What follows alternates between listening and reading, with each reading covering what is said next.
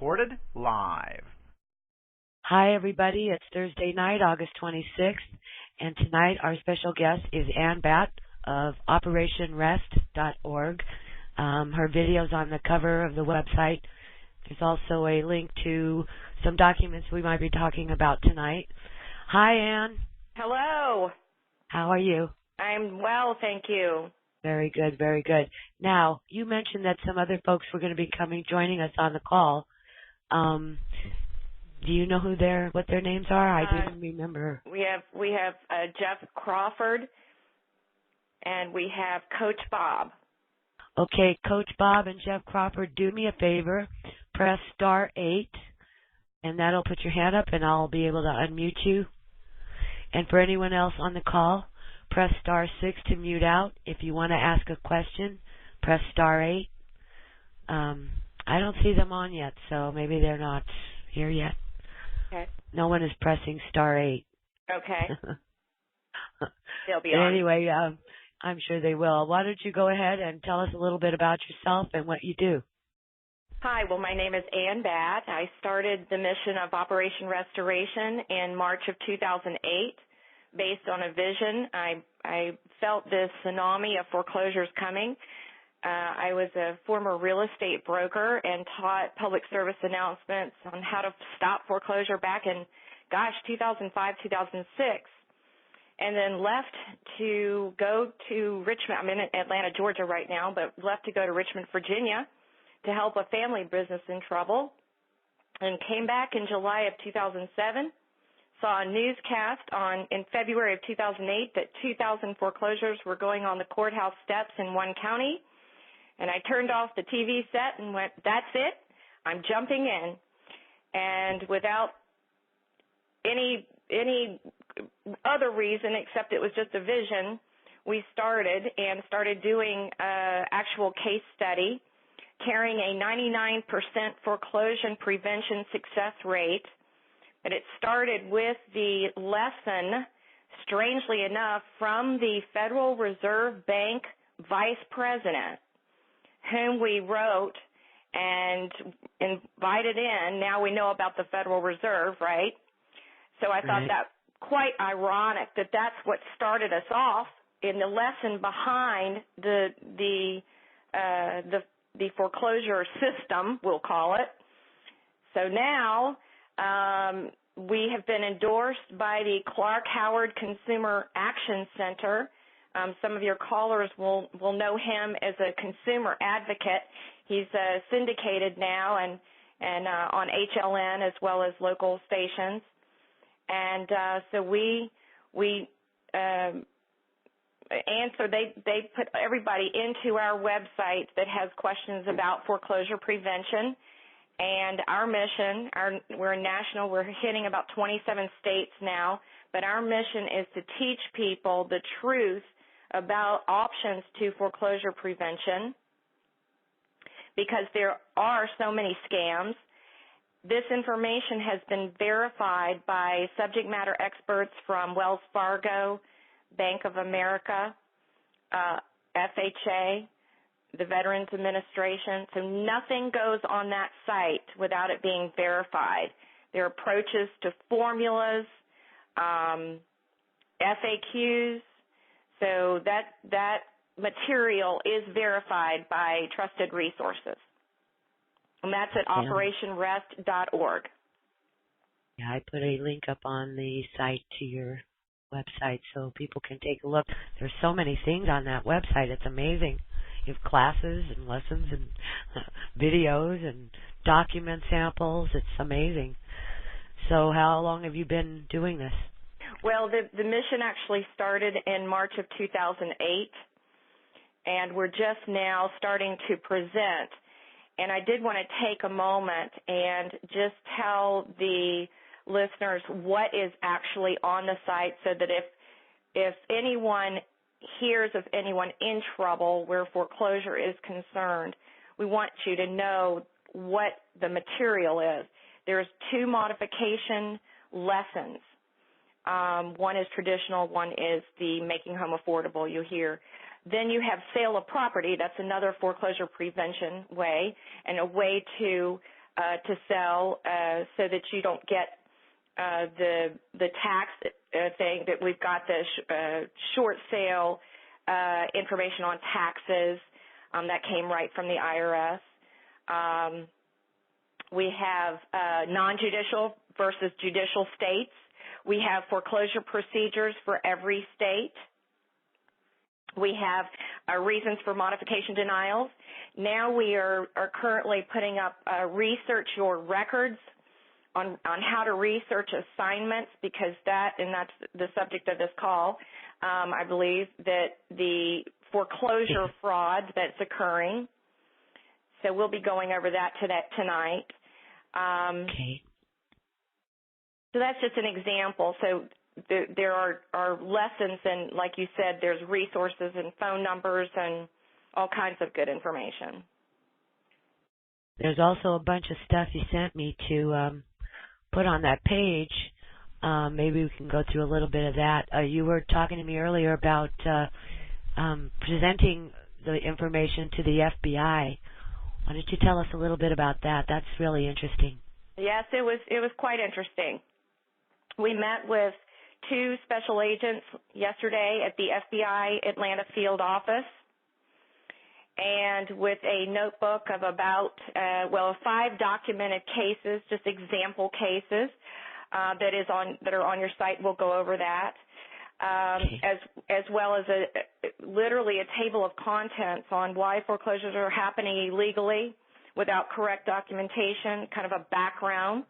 The real estate closing to foreclosure, an actual, like a flow chart, the reason behind Fannie and Freddie and, their investments and all of that, the mortgage assignments as evidence of fraud, and then, we're hitting now the foreclosure mills, and that was the main reason to document or to show documentation as evidence of this fraud that's being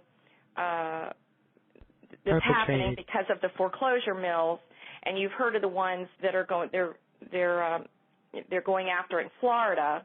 Well, we have one that was written about in the New York Times in March of 2008. That's the same month that this mission started. And that's also on your site. And by the way, I've highlighted everything on your site is highlighted, so important notes. So they continue to roll through foreclosures in the state of Georgia, unchecked. And so I honestly believe that the gentleman that we spoke with did not understand this foreclosure fraud. I feel like that, they couldn't give me that good a poker face. And these 2 gentlemen, although they had studied mortgage fraud, did not understand the foreclosure fraud, 2 different subjects. Sure.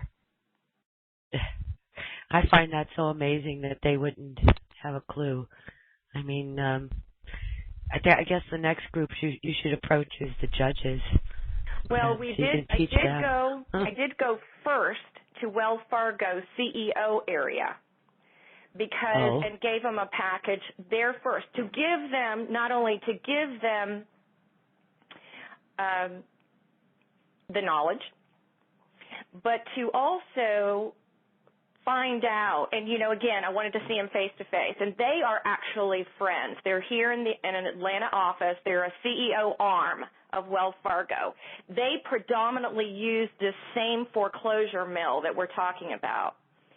Their eyes got big as saucers, and the assistant to the CEO area person started to cry. Seriously. I find that so hard to believe, but I believe you. It amazed me too. I mean, how could they not know what they're doing? Well, I don't know. We all get in our boxes, and we all have our specialties. And this CEO area of Wells Fargo is client relations, they're kind of the people that appease. And I truly believe they did not know this. Now, they were going to take this to the law firm. I mean, they're legal people to study. Now, you know that they know.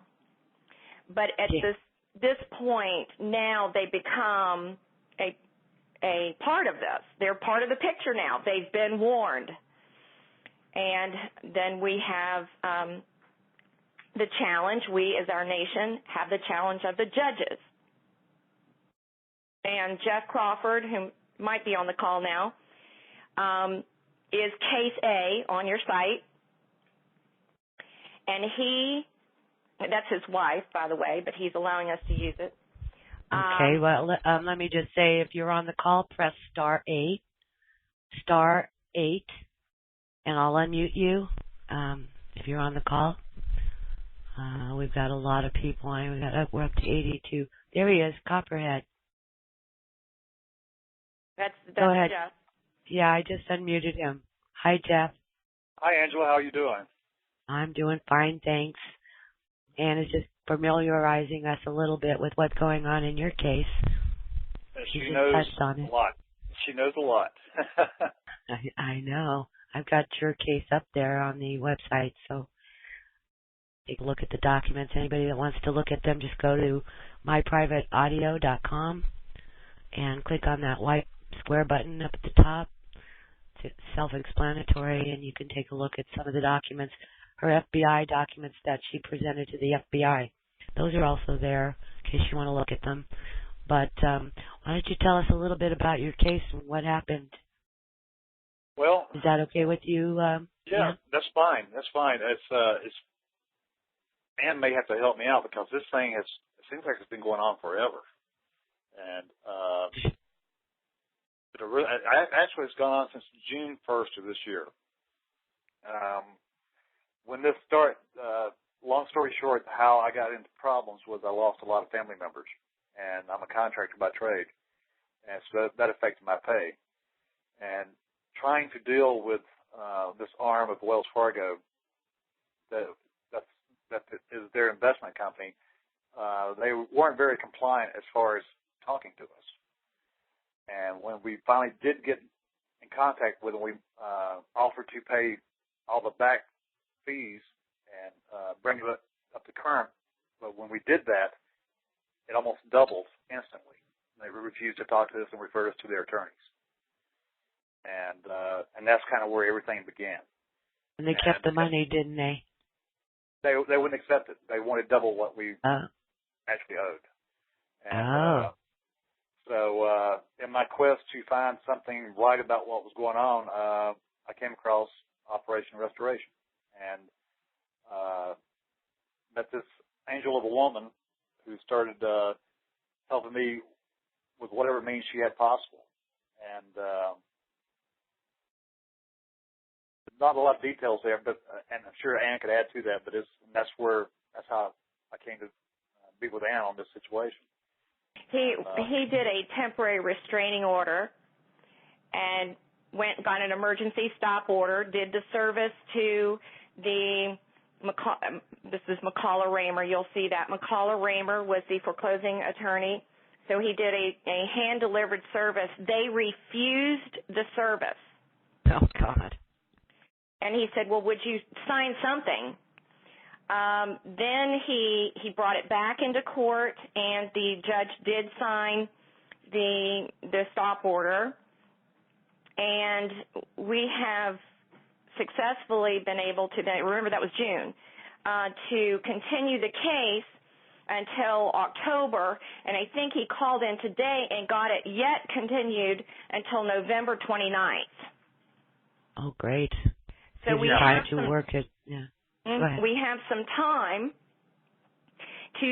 to obviously report the fraud that is on your site, and we'll go over that, to the FBI.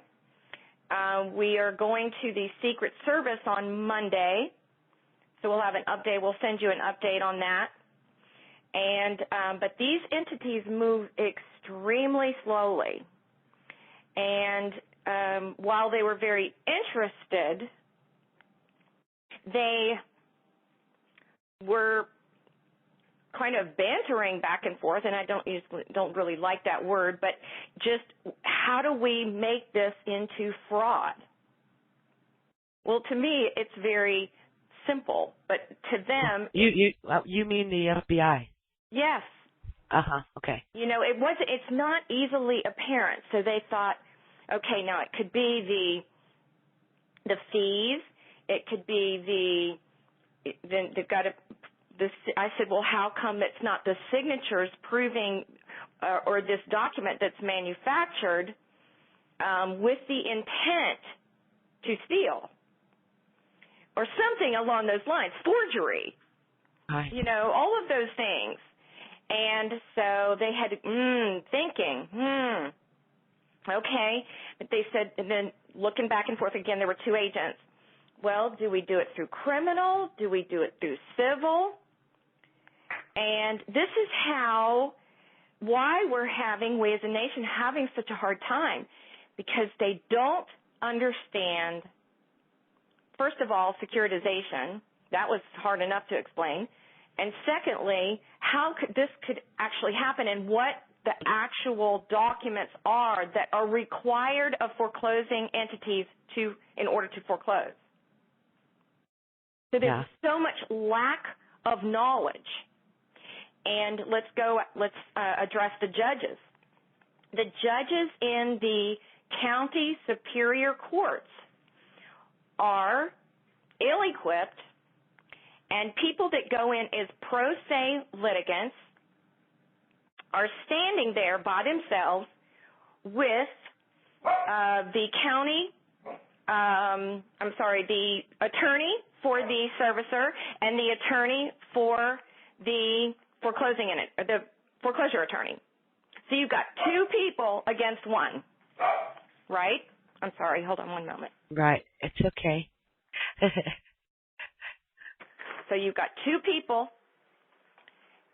and you have a judge that is looking to the foreclosure attorney with knowledge. Now, that's the person I know has knowledge of what is going on. He told Jeff, and Jeff, you can jump in. He told Jeff Jeff went to his office and challenged him. Why didn't you ask for them, as we stated in the temporary restraining order, to produce the note? He said very arrogantly, that is discretionary. I chose not to. Really? That'll teach you to come into the court without a lawyer. Oh, how cold. And he used that anecdote. He represents himself as representing a fool also. Yeah, well, you know who thought that line up? No, him, I don't know. Judges and lawyers. So. Oh, gotcha.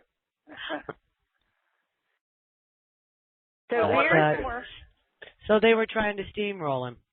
Yes. I'm sorry. We are working on a way to literally have the FBI.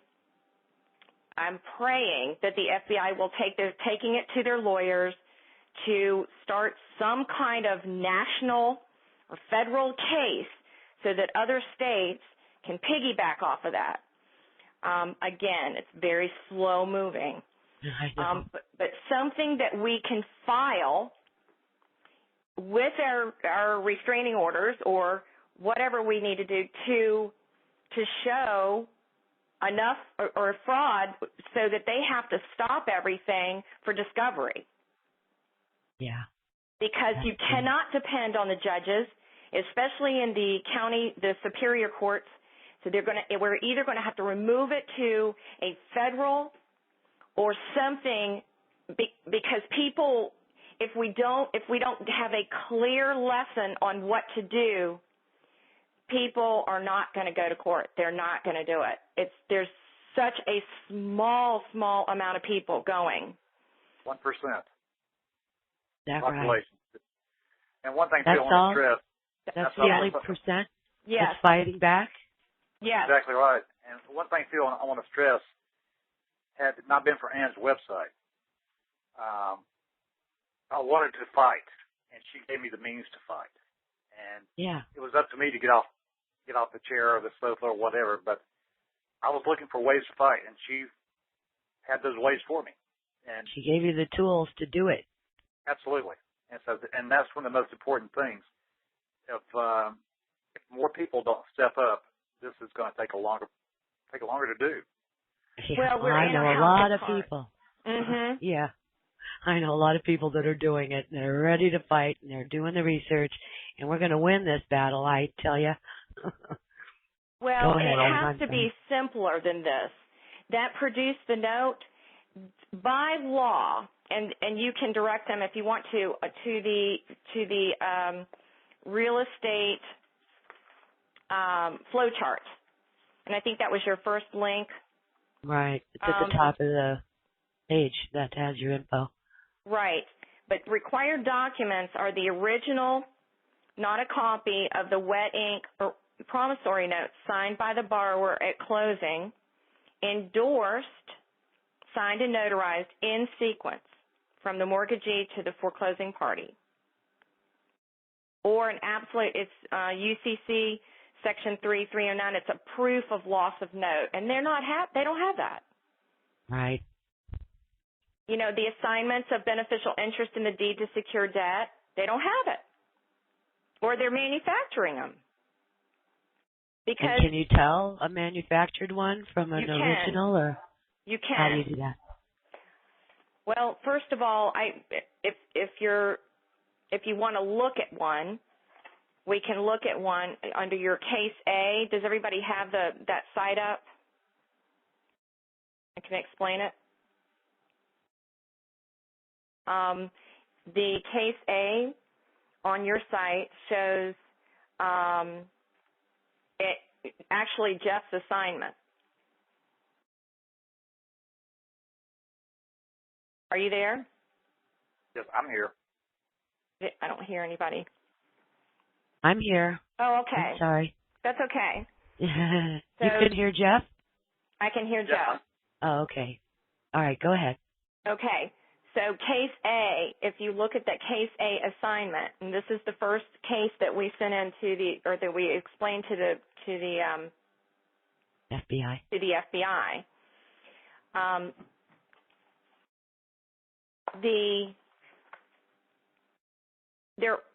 There are one sign of a fraudulent document is you will see where there is something recorded just before the sale date. I mean, we're talking a few days before. So in his case, it was recorded on June 23rd, 2009. Sale date was 7/7/2009. That's quick. All right, so this was manufactured just to facilitate foreclosure. All right, you look at the signatures for mortgage electronic registration systems. Upon research, you will find that C. Troy Krause and Thomas Sears, signing on behalf of mortgage electronic registration systems, are actually the associate attorneys with McCullough Raymer, and McCullough Raymer is the foreclosing entity. So McCullough Raymer attorneys said they benefit. And oh, by the way, one of those documents that is on the site that went to the FBI shows that, now this is in Georgia now, I don't know what California is like or other states, but that by law, our code states that foreclosing entities make 10% of the principal and interest owed. Oh. So here you've got these attorneys that are associated somehow with the foreclosing attorney law firm, saying that their title is Assistant Secretary of MERS and Vice President of MERS. Correct.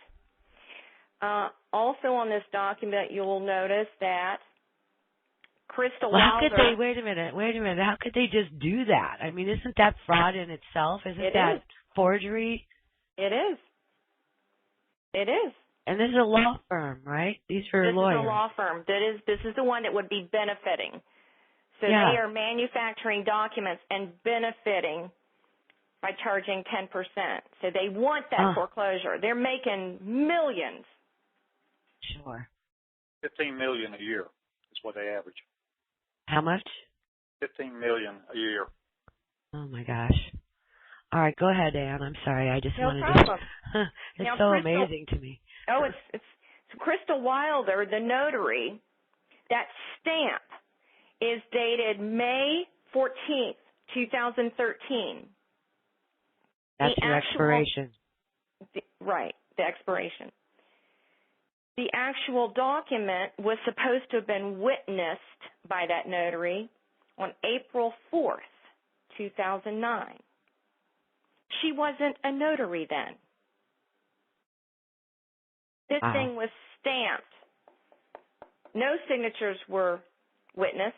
This thing was stamped after it was manufactured. So do these lawyers just get these stamps made up to look kosher and use them, or who did it? Or they get the stamps of some notary and stamp them. Jeez. Isn't that fraud in the factum? I thought so. Oh, my gosh.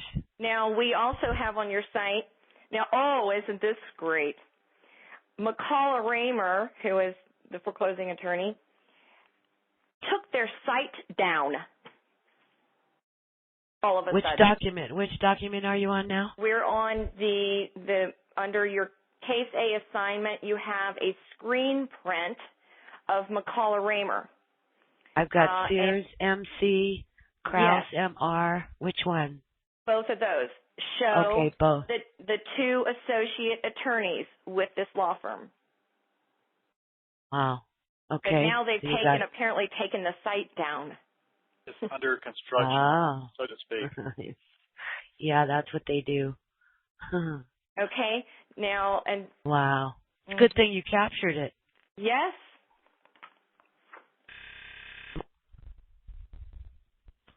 I don't know if anybody on the call has somebody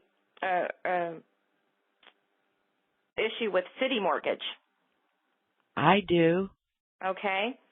City Mortgage is notorious for having a Jamie Hardcastle, this is your Case B, Jamie Hardcastle signing as some officer of Mortgage Electronic Registration Systems.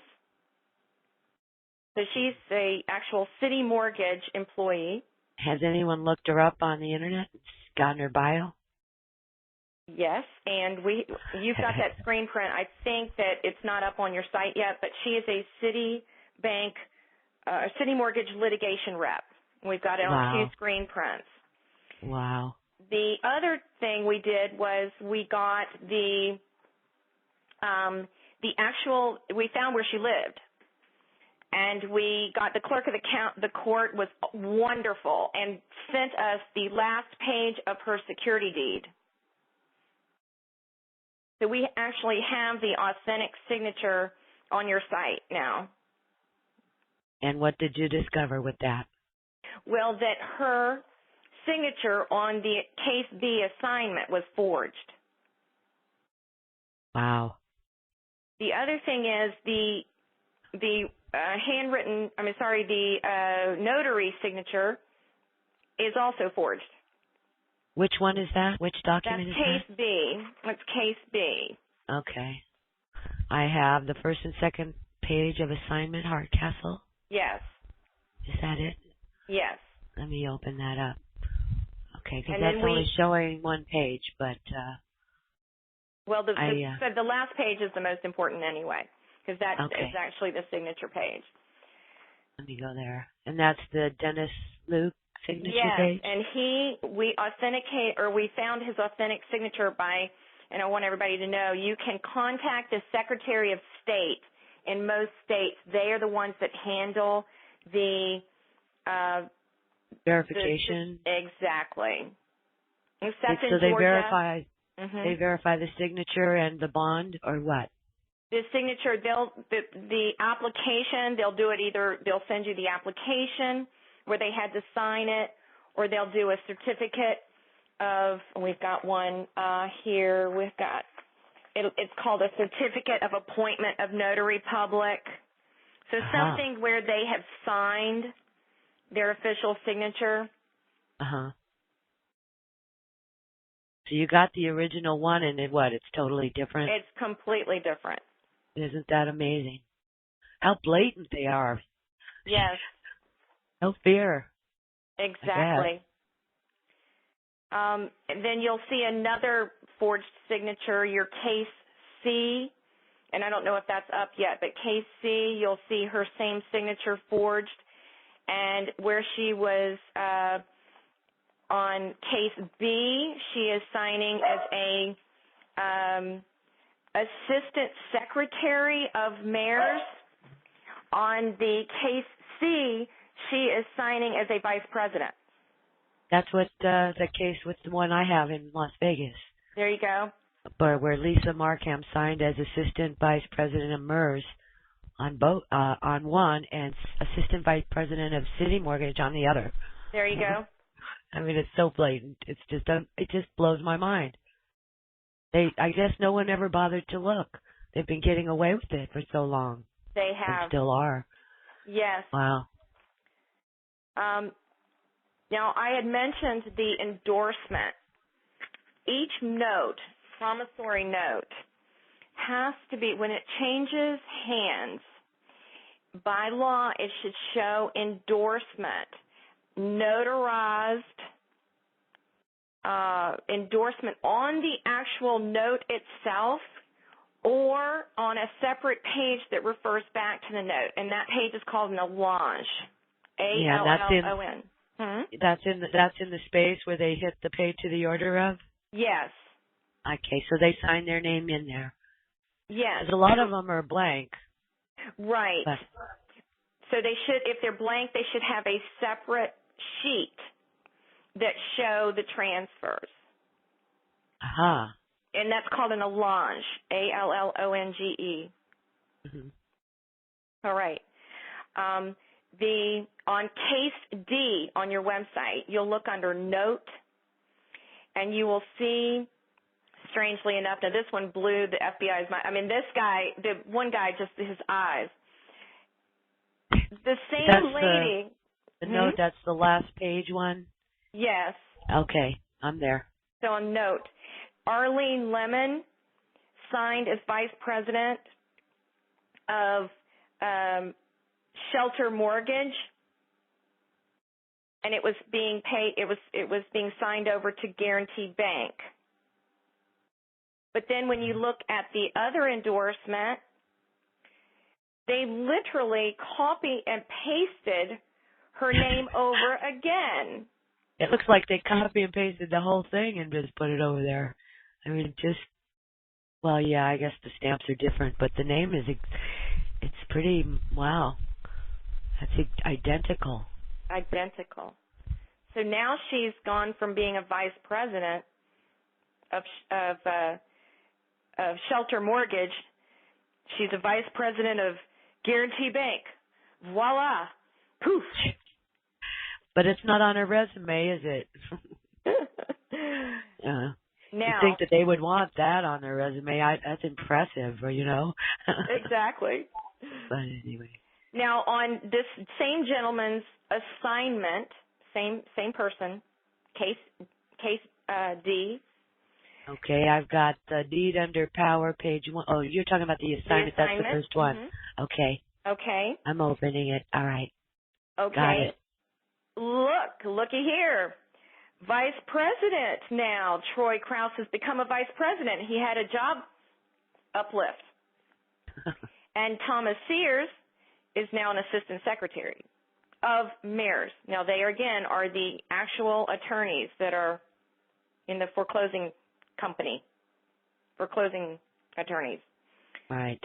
So nothing on this earth can substantiate that's forgery with the intent that's conflict of interest. Well, yeah, it's also the intent to commit a crime, to steal. Exactly. Now, this notary is also forged. Again, we went to now in our case, we don't use the Secretary of State, our case meaning Georgia. We use the county's clerk's offices. So they gave us a certificate of appointment of notary public showing the actual signature, which is very different. Wow. That's amazing. I know they scribble. You know, that's why I like, don't you think people should file criminal complaints against these people? Well, that's another thing. Because it's new. Well, it's not new, but it is. The entities haven't been stopped for some reason. This has been going on. You see the New York Times article mentions this same McCullough-Raymer firm many times in the article, and yet they continue to operate. Yeah, well, that's because not enough people are filing complaints or lawsuits. I just take them into court and sue them for fraud, for forgery on your documents. Exactly. You know, so I'll send updates as we go to your site. But again, the deed under power for him, the same thing. The notary was forged. So. So what we have to do is send to the Secretary of State of the notary, right, and request exactly what? The public records request.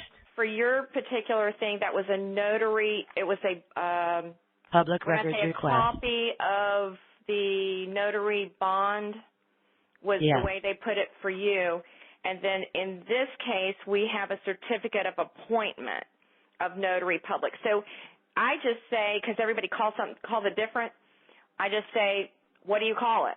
I need a verification of the notary signature. Right, just so you call them up. So you call them up and ask them. Right. Is there anyone in particular you need to speak with, or can the person the notary office, the notary office within the Secretary of State. Okay, so did you get that, everybody? One of the things you need to do is get the authentication or verification of the notary signature, and that way you can match up dates to see if they were even a notary at the time. And then how do you go about verifying the signature of the lawyers? Is there any way to do that? Well, you know they're not the president. Yeah. So you just look up their resume and see what they're doing, or what? Exactly. Because it's impossible that they could be the vice president of those two separate entities, plus be in cahoots with the law firm that's, performing the foreclosure. I mean, geez, it's conflict of interest is an understatement. Right. Now, the other thing that you can do, or they can do, is go on your site, on that page, and another lawyer in Florida whose name is Lynn, and I never can say this name correctly, Seismaniak, and he gave us permission to use these documents, but they're also on your site. Compare these signatures and too many jobs. And he made, out of about 100 cases, he started comparing signatures. So there's signatures that keep coming up. So there's a whole list on those. He also wrote a letter to the SEC, which is very good. That's also on your site, called Trust Assignment Fraud Letter to SEC. And he explains all the assignment fraud, which is good, and in detail. That's fabulous. Yes. And who's answering, or who's signing for who, and the whole thing. So he's listed names on that as well. Great. Okay, so after you get the notary verification back, and you go on the internet and you search out these people that have signed your documents, and it shows that they're not who they say they are, and you gather this evidence, then what? Go to court, sue them, or make a complaint to the FBI, or what? Well, you were telling me something earlier about being careful about making a complaint to the FBI. Why don't you tell me that again? Okay. So everybody can hear. Sure. There is an FBI letter that was kind of a template that was placed online, and I personally took that over to the FBI to review it because I wanted their blessing or their input, because literally if people start doing this and they're not doing it the right way, then it hurts their case. So they stated that it's actually, they have to be very, very, when you sign anything, like sincerely, or you write a letter and you say sincerely and then your name, and you leave anything out, you've already set yourself up. So you've got to be extremely careful to fully and completely document on that letter if you're going to do it that way. Right. The other thing is, I am praying that somehow that we can get this open as a federal case, because then other states can use that, because it'll be a federal investigation. Right. It'll be precedent for the rest. Exactly. So pray for that. We have been asked to come back in. They want to go back into their attorneys and discuss it with them, but because the matter of securitization is so confusing, they said, they looked at both of us and asked if we could just go and repeat it. Well, I think that's a good idea. So don't you? I do, and the more we touch these people and keep it simple. Now, 2 packages have also gone over to the Attorney General's office. Oh. One of our board members used to work for him, so he knows us. I wanted them to be aware that the Attorney General is going after the foreclosure mills in Florida. There's 3 foreclosure mills, and that's kind of setting a precedent there, because at first when I went to the Attorney General's office, they said, well, that's a federal case, so we won't be able to touch something like that. Well, no.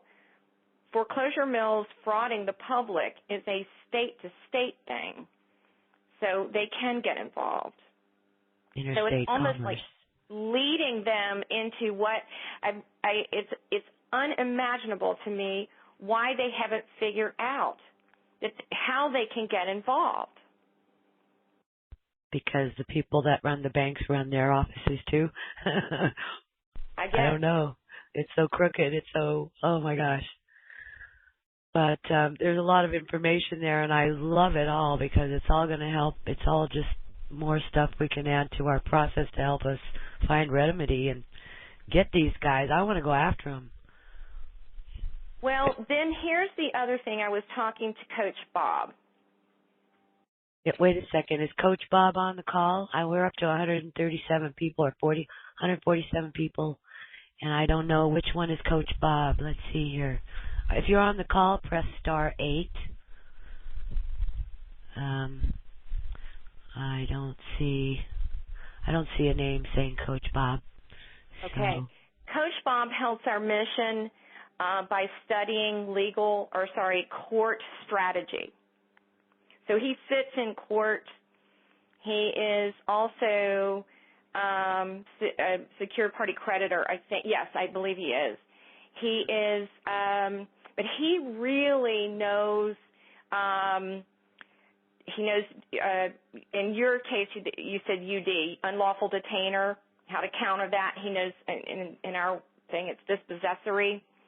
So he knows that, and he can help with that. But bottom line is, we were discussing this today, and these court cases, I've seen temporary restraining orders go in, and the ones that were not successful were the ones that had too much fluff. They went on and on and on and on, and they didn't get to the point. Fluff being what? Fluff. That's what they call it. Fluff. What is fluff?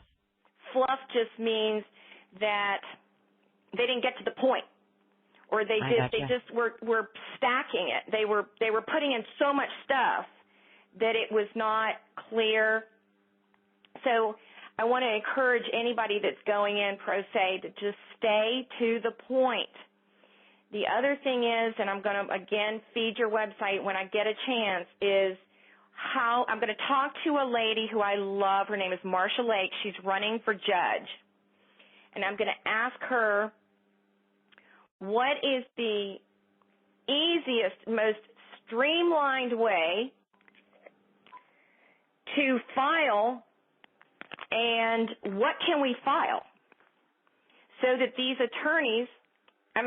these judges will look at things like to produce the note, that they won't just brush us off.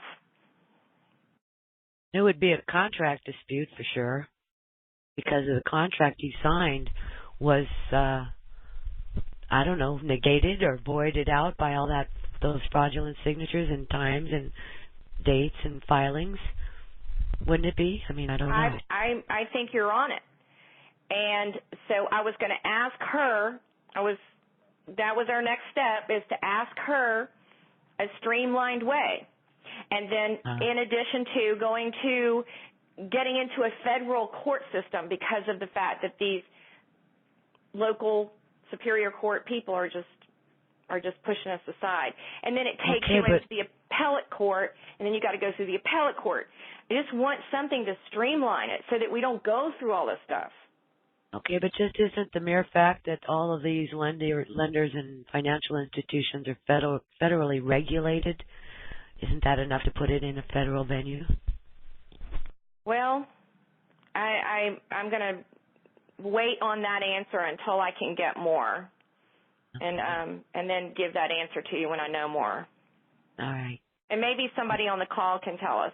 But I'm proceeding very carefully because I've seen, well, you heard Jeff said 1% of people are fighting because they're so uncertain of the system and what to do. So we've got to have a clear lesson on exactly what to do. And where did you say Coach Bob was from? He's in Atlanta. South Central Florida. He's in Atlanta. Mm-hmm. All right. The other man, Lynn Seismaniak, who also helps us, Richard Kessler, is someone that has helped us. He's actually in Florida as well. So Lynn Are they going to be on the call?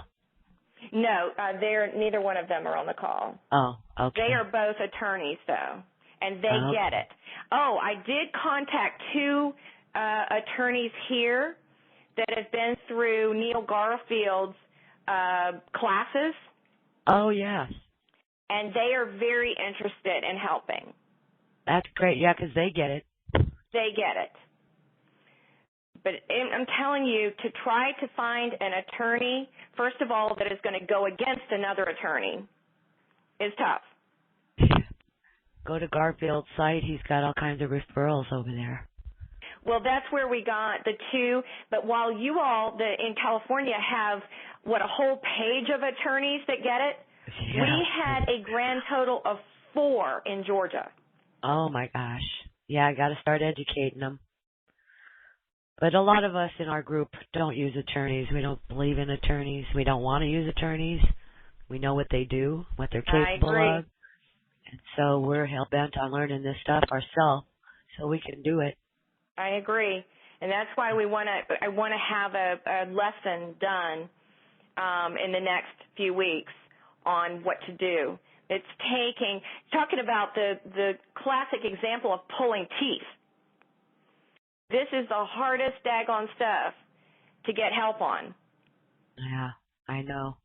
They don't want to, it's the brotherhood, It's the brotherhood of the bar, and help cover each other's back, and it's hard to find help. But we're getting it. Look at your site. My gosh, you've got all kinds of help on there, and us, we're plugging our way through. We're learning as we go. But it's nice when someone provides some tools that we can use and samples that we can look at and tell us, things that we haven't considered, like, the notary thing. I sent the FBI letter. I wasn't even thinking about the notary. I thought everything was kosher with the notary. So I didn't even think, and thank you so much for recommending that. I put it right out the next day. Right. Request. So, but anyone that wants to know how to do that, just call your Secretary of State's office and ask for the notary department, and you can do that. But let me draw your attention to one other case that was I did present, and it was a J.P. Morgan case against somebody, and it was fraud on the court. And that's an interesting case. That's on your site as well. Which one is that one? That's it's towards the end. J.P. Morgan Chase Bank versus Hank Pakopani and Marilyn Pakopani. Okay. Yeah, I see it. Pakopani, order dismissing with prejudice. Mhm. Cool. That's an interesting read. But bottom line is, let me state one thing. We advocate foreclosure prevention because of the fact that foreclosure on one's record can severely hinder one from getting another job. And with the job losses and people searching for jobs, we are encouraging people to fight back because of the fact that it will hurt them in many cases when they're looking. Why? Because potential employers are pulling credit reports. Yeah, and verifying. That's choice point. The other point is those that are in security type jobs. For example, Jeff, can I use your situation? Yeah, just don't name the company if you don't mind.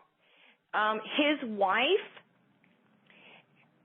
is working, has had a 20-year career with this highly known company, and she would have lost her job. 20 years. And that judge could have cared less. Exactly. Yeah, it's something I don't think we think about. We don't think about that part of it, that it's, most of us don't ever intend to get another mortgage or loan again as long as we live, unless, it's according to our stipulations. But your employment, it could be at risk. So that's something to consider also. Got to win your case. That's all there is to it. Exactly. Right. And one thing too, Angela, is it's basically a 10-year sentence. And if you're in your 40s or 50s and this happens to you and you don't get off the couch and start trying to do something about it, it's your own fault then if you lose. Exactly. If you don't get off the sofa, you're going to lose anyway. So fighting is the only way to go. It really is the only way to go. And if we make enough noise, things will happen. Yep, I agree. Well, it's happening already in some states. They're really getting on them. They closed down that Stearns office. That was a class action. They took them to task. I've got the deposition of the, what was there? Stearns is, I forget. Anyway, yeah. We need more. We need more. Definitely, and we're working towards that. We've got a lot of questions. Well, a few people are up there with questions so far. Do you want to take questions, or did you want to cover any more? I was just looking at our let me cover one thing. This is on the site. I strongly recommend the reading of why foreclosures are happening illegally without correct documentation. That's your first link, I think. Yeah. And then the loan file issue brought to forefront. Okay. And then mortgage assignments as evidence of fraud. And get that under your belt, because that is they are the documents that I thought more easily explained it to the FBI. And you have to understand it. If you're going to be standing up to a challenge, you've got to understand what you're saying and what's happening. Exactly. Now, the other thing I wanted to give you was there's an article about Lender Processing Services, which closed the offices of its subsidiary, DOCX, in Alpharetta, Georgia. Now, that's close to here. they were the mortgage default company that pumped out, and I'm reading, over 1 million mortgage assignments in the last 2 years so that banks could foreclose on residential real estate. Yeesh. That's Fraudulent. Yeah. Now, fraudulent. lender processing services, they closed down there, but they still have offices pumping these, mass producing these things in Jacksonville, Florida, in Minnesota, and who knows where else. So that's amazing. And I think that David Stern's outfit had been using an outfit in Manila. Sheesh. Offshore. So well, there has to be some kind of accountability in this, and I just, while it's moving, the boulder is moving, it's not moving fast enough. Now let me address one more thing. I'm going to ask for the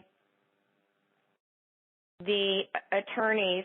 That's why, because there's an attorney in one of your articles that you have is one of the attorneys in New York that is initiating a class action lawsuit that will to retrieve or to get remedy, retrieve, I guess get some kind of remedy for the people that have been wrongfully foreclosed. Yeah, I think I just posted that article on my news page, but I'm not looking at it right now. So I'm afraid to open it. I'll crash or something. So I don't want to problem.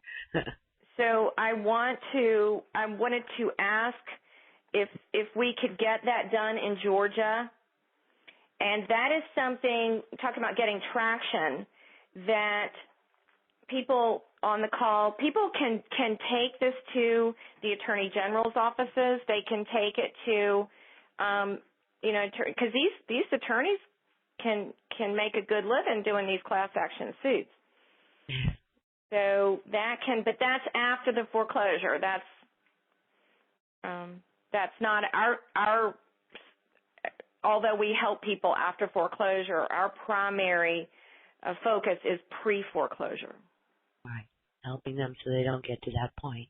Right. Okay. I'll be more than happy to take calls. Okay, great. 1 second. Let me just. Okay, the first one, Wireman, go ahead. Yeah, can you hear me?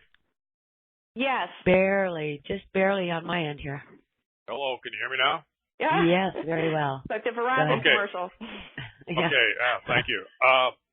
Did I hear you say that they have turned in documents with what they're claiming to be original signatures on them?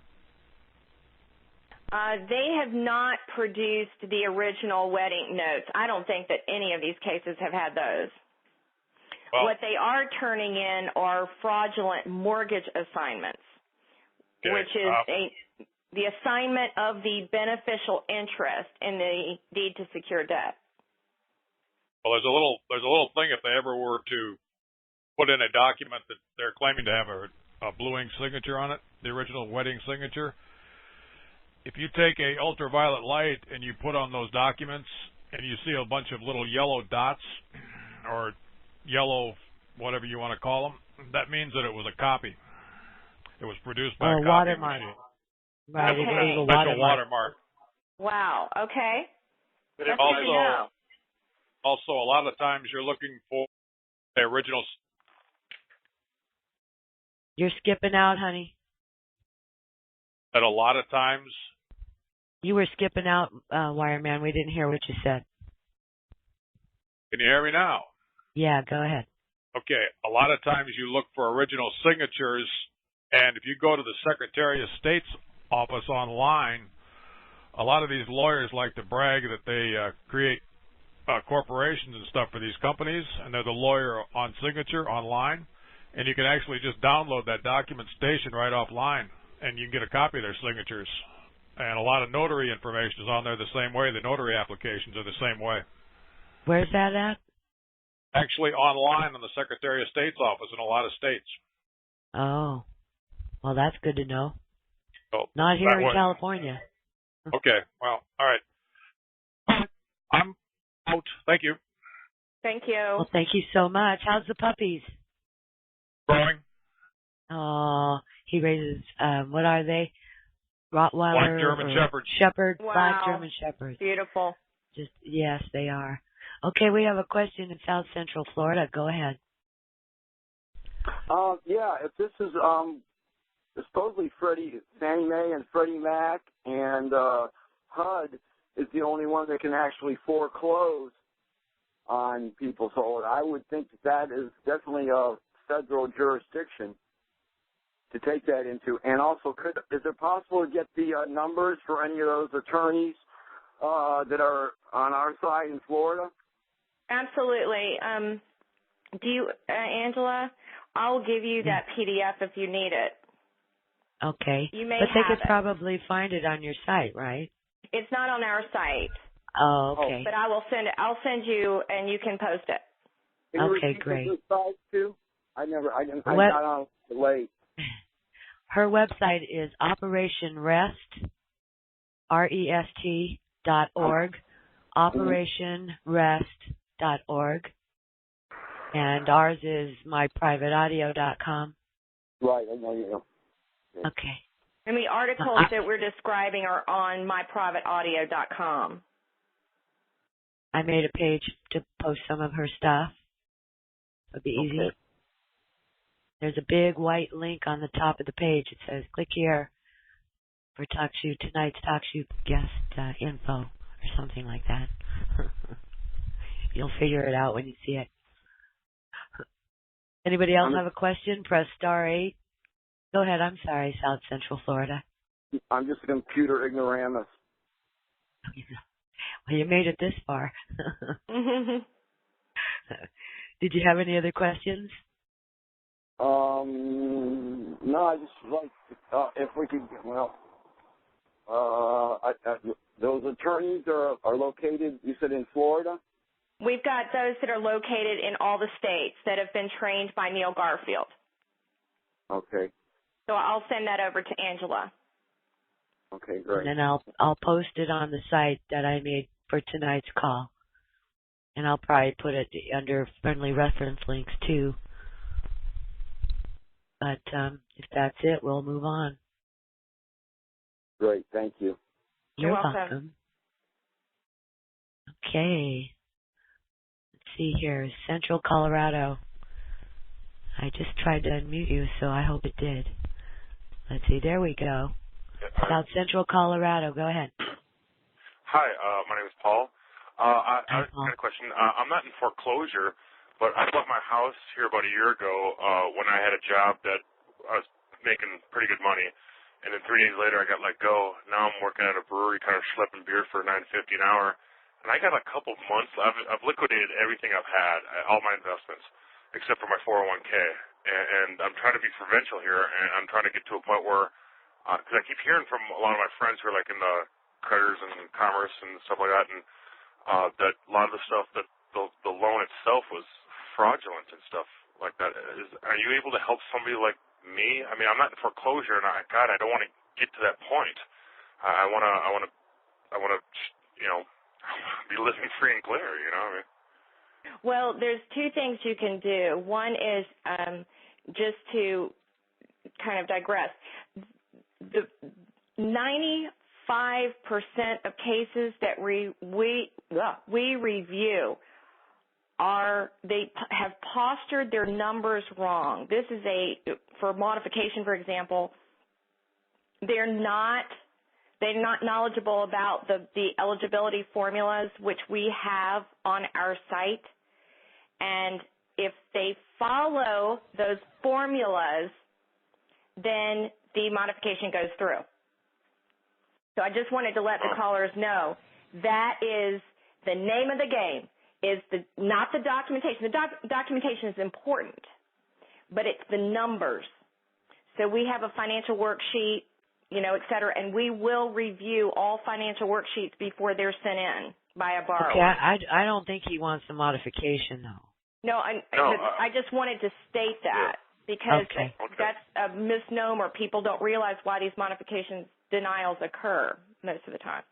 Okay, so the only other thing you can do is if you want to go that route, and Angela, I think that link that on the SCRIBD, or SCRIBD, that I sent to you, right?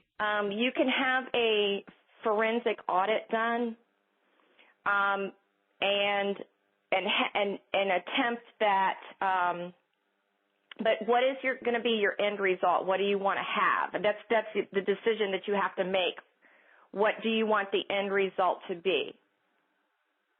For me, I've been hearing from a lot of people that on the, I guess when you sign off, I guess on the closing date, that I guess something along that line, they've done something where it's fraudulent or something. It makes the, I guess, the contract fraudulent or something like that. That's about to know.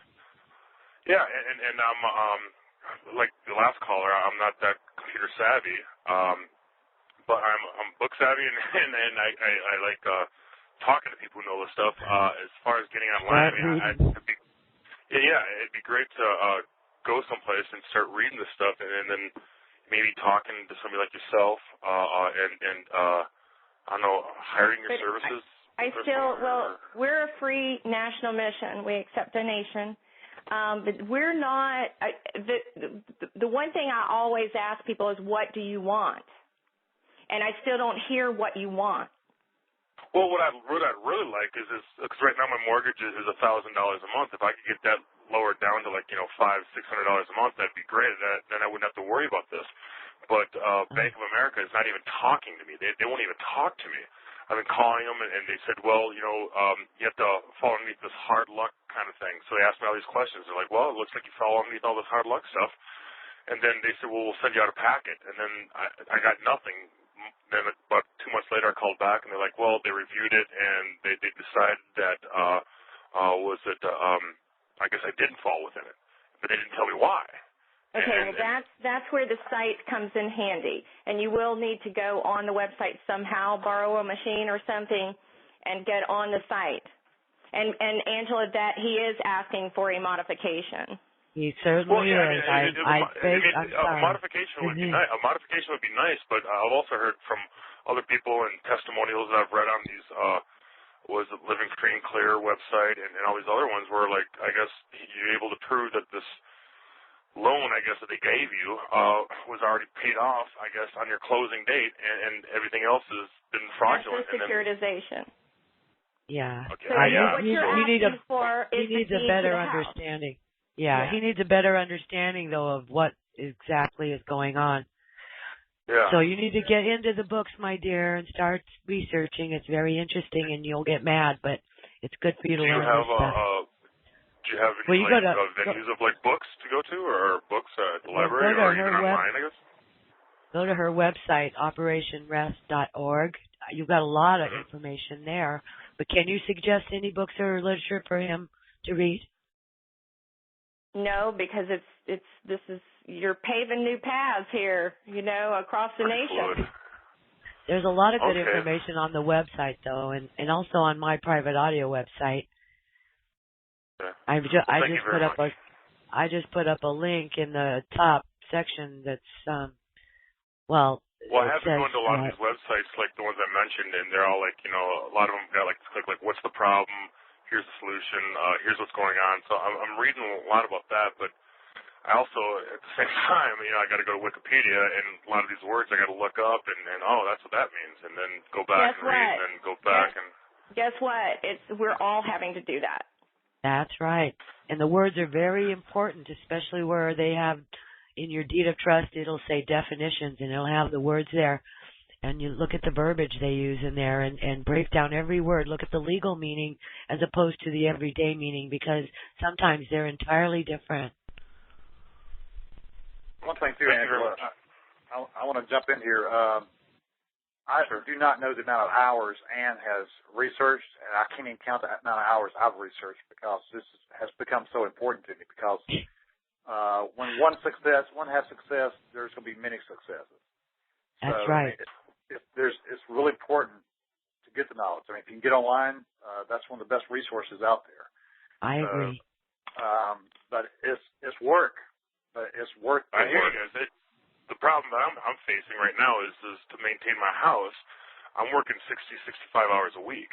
And so I get home, I have very little time left just to shower and eat and get back to sleep so I can get up at 5 o'clock the next morning to get going at it again. It's so, I'm kind of like behind the 8 ball, but I'm not in foreclosure as of yet. Yeah, well, take all your weekends and extra time and just, it won't take you that long maybe to get a good understanding, maybe a couple months. I don't know. A lot of people are really, they know a lot of stuff after a couple of months, but you've got to really stick to it. Just dedicate some of your weekends or all of your weekends from now on to studying it, and then once you get a good grasp, you can go in there like gangbusters. Absolutely. Okay. By that time, we'll have a more streamlined lesson. Yeah, that'd be great. Would you be having any, like, seminars, I guess, in Colorado or anything like that? Or? Well, I think Angela's I liken her to being almost a traffic, like a central person, and then you can get information from her. And we're feeding. She's got people that she's uploading from many arenas. So that, I would say, she's the library. Oh, thanks. I should call it that. Well, that. I sent you an email today. As I was listening to you, I sent you an email, and so hopefully I can get a reply and then maybe start from there, I guess. What'd you put in the subject line? I need help with my mortgage. There you go. Well, if you're, may I say one thing, and this is, we're a mission, I have to listen to the long-term situation with people all the time. And if you are working 60 hours to maintain a house, maybe another thing to do would be to sell it. It's a possibility. I might have to. Yeah. I put so much work into this place. Right. Yeah. And get out from under that, because there's nothing like having a noose around your neck. And I don't believe in living for a piece of wood and because you can make a home wherever. Right. Yeah. You don't own it anyway. You're just a tenant. Right. All property is with the state. Right. Okay, we've got a lot more questions. Shall Thank we move on? You're welcome. Thank you for coming on. All righty. Who do we have here? Oh, Yatzel. Yatzel or Yatzel? It's Yatzel. Yatzel. Hi. Yeah. Hi. I was noticing you saying you have a lot of information on your website, but I've been going to your website for about 3 months now, and a lot of it has passwords, and I've gotten some passwords, but then they stopped working, and where can we find your passwords to some of these places to get it more, to go into it more? All you need to do is email me, and I'll give them to you. Some of them are, people are a little more private than others and want the information not so easily available, because what happens is it winds up on forums all over the internet in 1,000 other places. And without the rest of the information, people can make mistakes just taking the sample documents without the explanation that goes with it, or the information. So if you just email me and put in the subject line passwords, I will freely give them to you. I give them to everybody. And I've only changed a few of them recently, and that should be, I mean, they're in all the groups too, on the Yahoo groups, and yeah, I was able to find some, and then they were working. But also going back to this, the mortgages and modifications, and going back, what if you're have no standing when it comes to trying to get a modification? How can we go about it to get it? Okay, I'm not quite sure the word standing. They say that I don't have a standing because on the deed of trust, there were 3 people on the deed of trust. It was my father, my sister, and myself from day one. I'm the one who always paid the mortgage. We had a first and a second. I always paid the first. My father paid the second along with my sister. But the loan was under my father's name. My father had an unexpected death out of the blue. And so everybody says I don't have standing to get that modification, even though I'm on the deed of trust and there was a will saying the house is to come to me. Most of them says I could get an assumption to get the loan by the lender, Bank of America, but they require me to get a modification first. But we keep on getting shot down for one or the other. I think that would be very similar to a situation where, for example, there was a California case, and I did go to the CEO level of Wells Fargo to ask if we could do this, and they said yes. So this is going to be very similar to yours. I'm located in California. Oh, you are? Okay, so this is what happened. The wife was the one on the loan, but she was unemployed. Okay. The husband was the one that was employed. Yes. So he was allowed to offer his income and for modification purposes. And then we've also used contributing household members. So there's 12 ways on our website to show income, and that should be provided. If you need additional help on that, go to operationrest.org and click on Contact Us and let us know. We might have to do a senior level intervention with the Bank of America CEO area. Okay, because I've been talking to the senior vice president of the Home Retention Department, and they said you have to go through the Hope Department to try to get a modification. And we'll get you we'll take an assumption, meaning they'll transfer the loan into my name once I do have that modification, but we keep on getting shot down. That's okay. It'll be, we can attempt that, but I've got to hear it myself. Okay. So we've got some CEO area contacts. We'd have to just start from the beginning and act like we don't know what the answer is going to be. Just start with a clean slate. Okay. And just go with the attitude, we're not taking no for an answer kind of thing.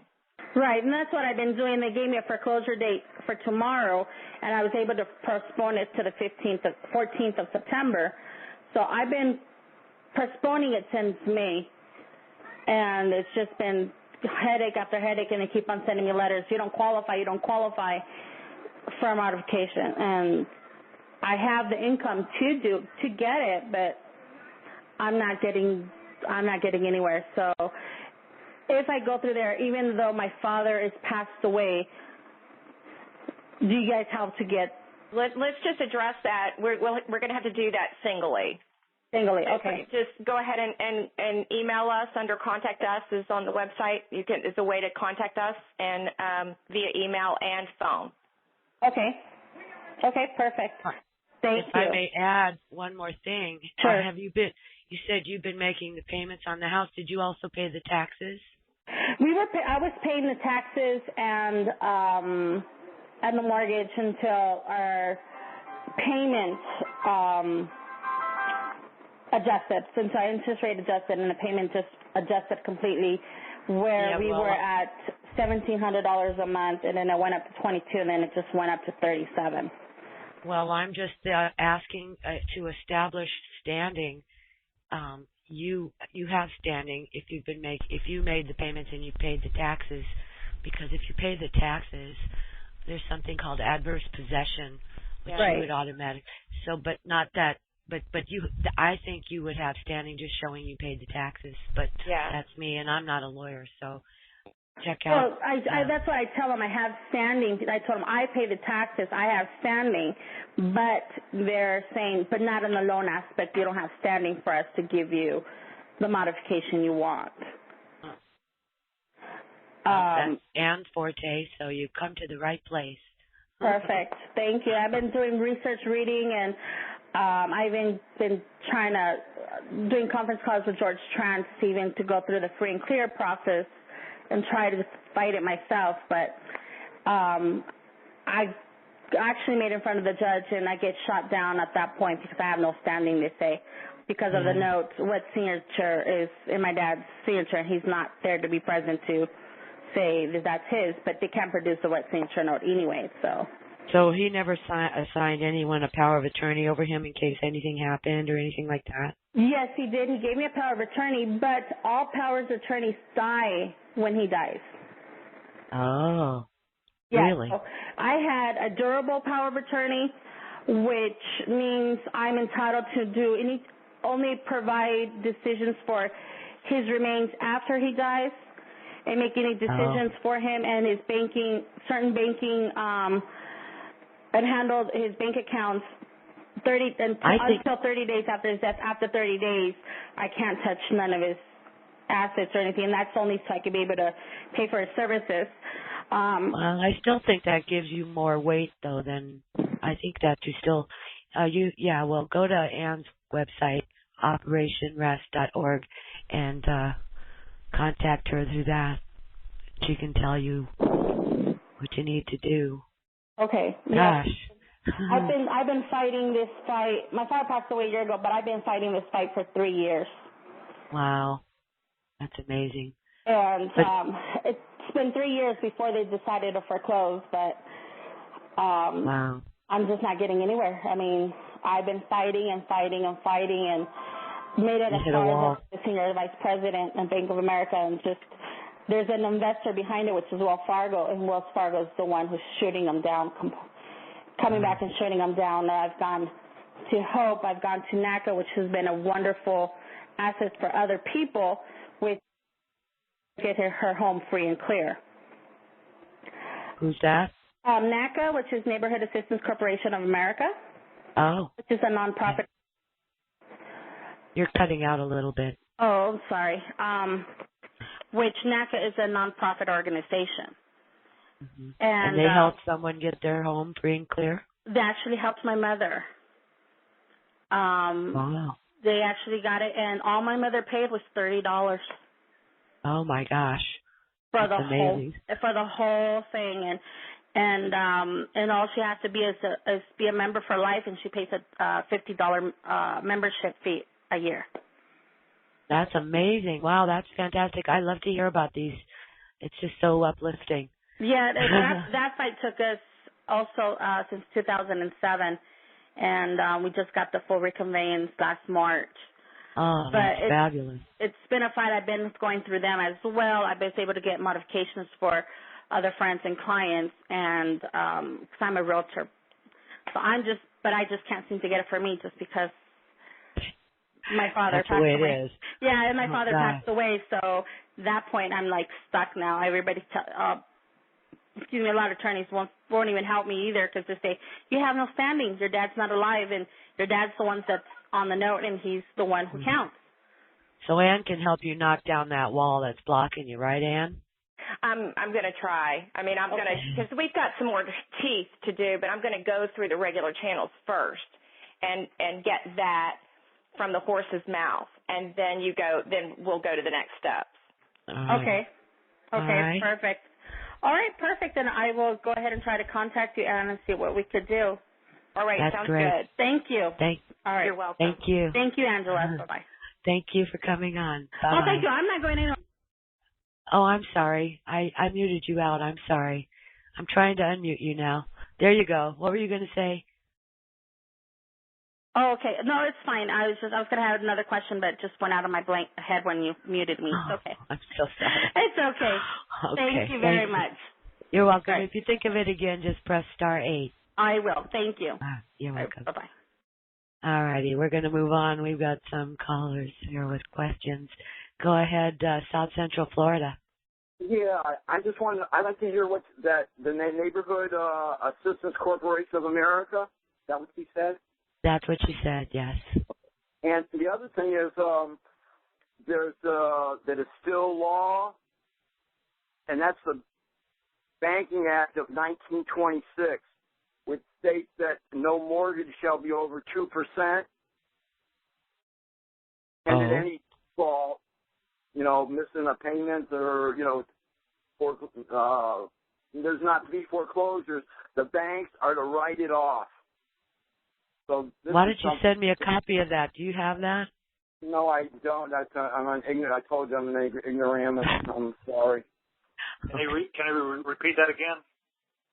the Banking Act of 1926, and that's still law. I'll find it. Yeah, I'll look forward to. And anyone that misses anything on the call, it'll be recorded. It should be up about an hour after we get off. Is that it for you, South Central Florida? Yeah, basically. Thank you. Just almighty bless you and protect everybody. Oh, thank you so much. Same to you. God bless you. I'm sorry. You got to be quicker than that. Let me unmute you. You can finish. Go ahead. Finish what you're going to say. If there's anybody that has ways of, getting people that have been unjustly and wrongly imprisoned, taken hostage, so to speak, the guys from Montana are still there, and they were the ones that were going to write off the whole supposed federal debt or the debt of the states, and they had their own court, and in fact their court is the only court that does have standing, since you know about the 11th Amendment, right? Right, but this is not the right call for that right now. No, I'm following. I apologize. It's okay. Almighty bless you and protect everyone. Thank you. God bless you. Okay, we're going to move on to Pythagoras. Go ahead. Did you have a question for Ann? Pythagoras. Unmute your phone if it's unmuted or muted.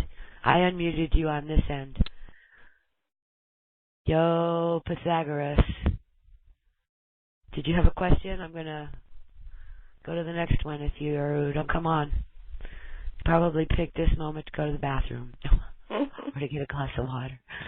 All right, Pythagoras, if you come back and you think of your question, hit *8 and I'll go ahead and unmute you. All right, Northeast California. Did you have a question? Hi. Hey, hi. I was listening to the other girl having the problem with her father's estate, and I went through the same thing with my brother. And one of my other brothers and myself were administrators of the estate, and when we were able to go through, we had to use an attorney because Hope couldn't help us. I don't know why, but they couldn't help us, so we used an attorney to get a loan modification with American Home Loan Servicing, Inc., whatever the heck their name is. And but when it came time to finalize the modification, my brother was the only one I was trying to have, do it. And they made me sign the papers too, so now I'm dealing with other issues with that. But we did get the loan modification, and being administrators of the estate, you have plenty of standing. Okay, the loan still stayed in the name of the estate, but we don't give a heck about that. So I don't know why she's having so much trouble, and she might need a lawyer to help her, unless Ann, of course, can help her. But anyway, I just thought you should know that. And then NACA, that was mentioned a couple of times. They did wonderful things for my girlfriend's loan and for other people that I've talked to, and I'm going to be hooking up with them in September as well. And their website is just real simple, NACA.com, and you can start the process right there. So I just thought I'd let people know that. Okay, I'm going to speak up now because we get the aftermath of foreclosures that happen as a result of people using them. Really? Ah. Yes. So I didn't want to say anything, but I am incensed. Yes, they have helped. They have come to Atlanta, and they have purported to be able to help everyone instantaneously on the spot when actually they were getting partial payment forbearances. Modifications can't happen instantaneously. That is a modification of the current mortgage instrument, and I'm saying that loosely, as you well know. So the bottom line is we are not, unless there are extenuating circumstances, we believe in people being educated on the system themselves and not using third parties. The reason for that is it opens people up to being victim of lack of knowledge, of where they stand in the modification process when people can do this themselves. So we do not believe in using the third parties. They can follow the lessons that we've put on the website. That was done with the help of subject matter experts inside of Wells Fargo and Bank of America. But bottom line is we also have scripts that get people, and this is for short sales as well. We have scripts that are especially designed to keep track of your own case. Oh, that's good to know. I'm glad you spoke up because we don't want to refer anyone to some bogus. Well, they help. also are. They are not well. We the CEO area people will say, ugh, because they are getting. Unfortunately, I hate to put this out there, but they're getting paid off. So anytime somebody goes to them and signs their name, they're getting paid. Okay, everybody. By take notice. The bankers probably, or the modifiers, or whoever is going to perform the alleged service. They're the ones, or they're well, actually, employers. no. It's coming from higher than that. Oh my gosh. So the bottom line is, yes, in a selected instance, but I would have to know the story behind what the lady said, because people will tell stories, which is great. I love to hear the success stories, but when you delve into stories, you learn the particular circumstances, and I don't want to have people go to this organization with false hope, because that is not occurring. In fact, the Consumer Action Center for Clark Howard absolutely, remember, they take 500 to 600 calls a day. They even brought that organization up to me. Of course, I can't speak negatively about another organization. I've done this. I've kind of stepped out today. But the bottom line is, she said, somebody needs to investigate these people. We get calls all the time where people were foreclosed on after they dealt with that organization. Oh, gosh. That's awful.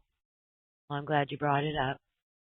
So I apologize, but I'm passionately trying not to speak poorly about somebody else. But that's just where if it's the truth, wrong.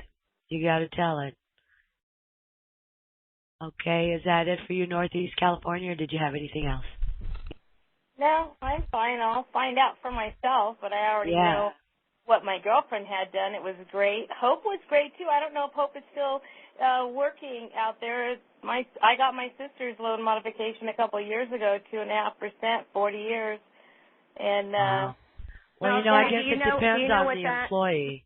Let me also say this, that 2%, that is a Fannie and Freddie modification, which they're easily done. Anybody can do those. Fannie and Freddie Mac, that's under the Making Home Affordable. That's government sponsored, so they're easy to get done. It's those people that have FHA and VA, which are in pools that Jenny Mae, and then those that are conventional, which are investor owned, as you well know, or the system.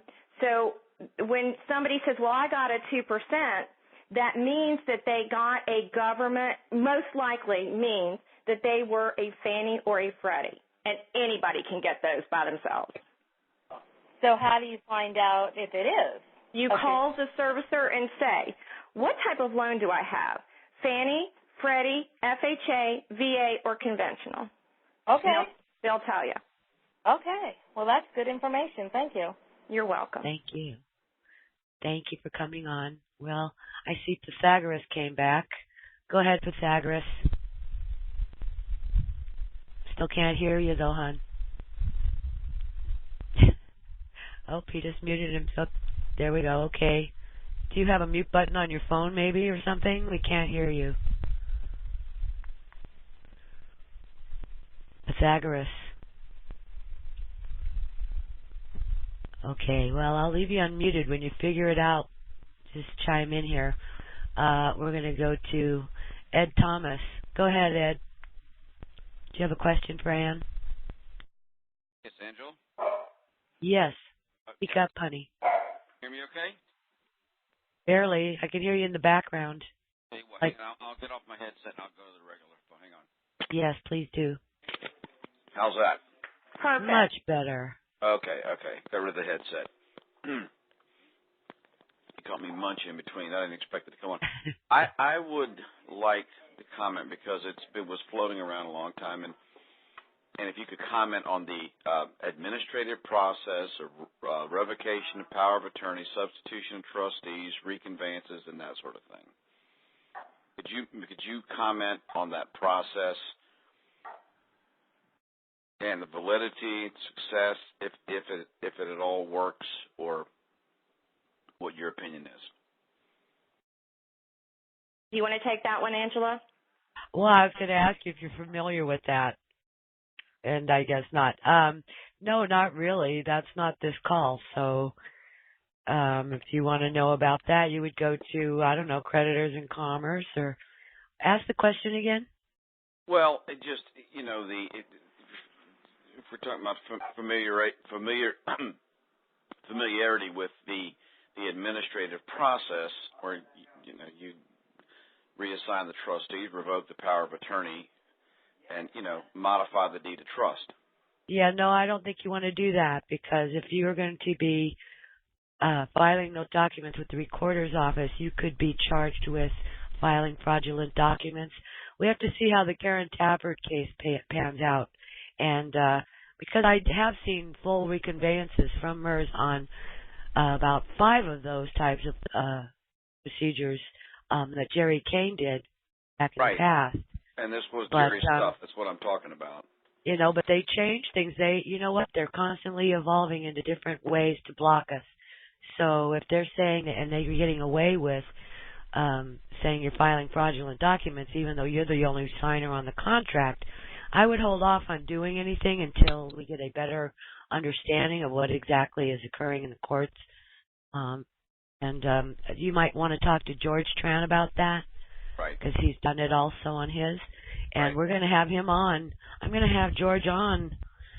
When am I having him on? Next on the September the 2nd for an update.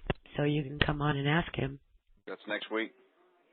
That is next week, next Thursday. Okay, good. All right.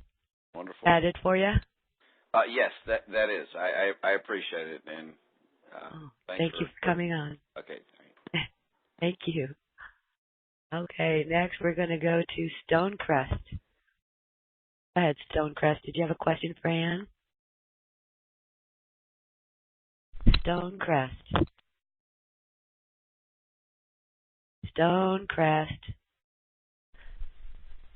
Can't hear you. I see your name is vibrating, so do you have a button on your phone that mutes you out also? Maybe you need to hit that.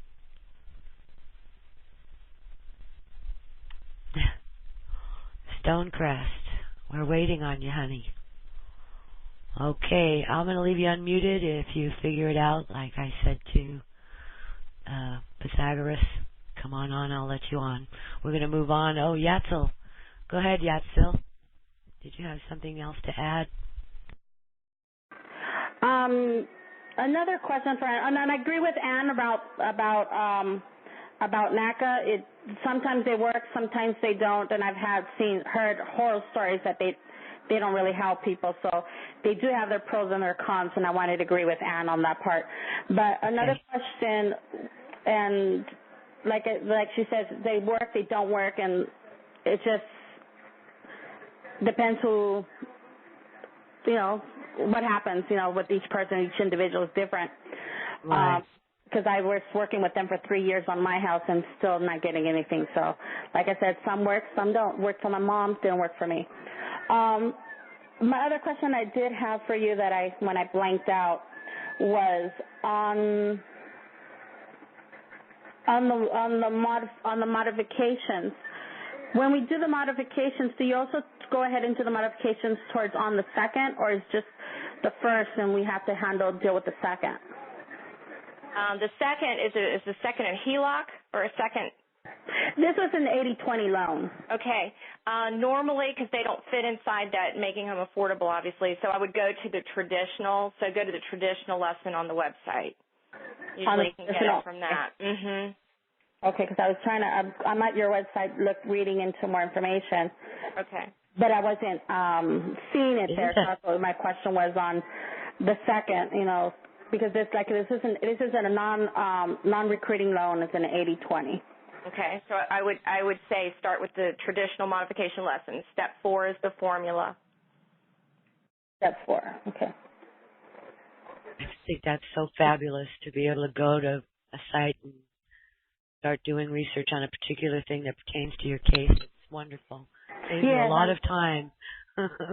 Yes, I've been going to different web pages, doing different research of everything and anything. I'm up till 4 in the morning, and I'm up by 7, off to work, and God bless on you. the UCC banking code, trying to figure out stuff and seeing what I could do just to try to get this modification done. Yeah, and learn everything you can.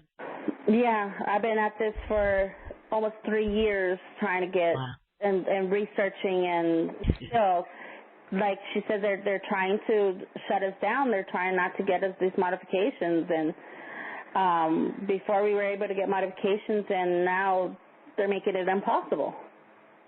Yeah.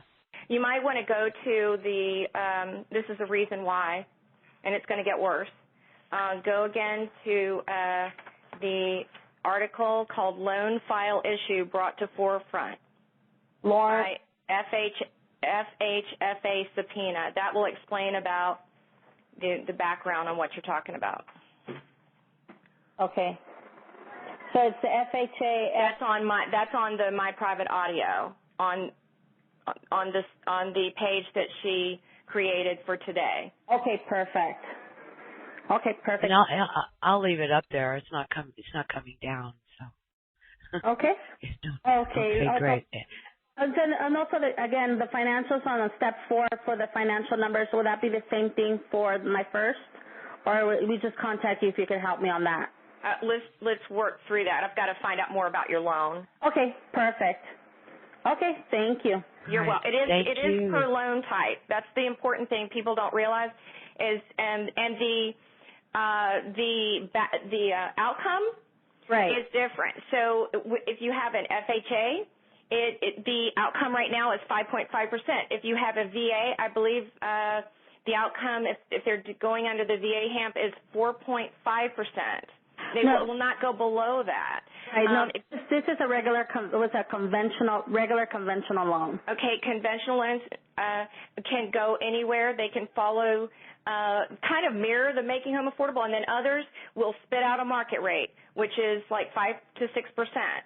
So people get shocked by that because they think, oh, well, my next door neighbor got a 2%.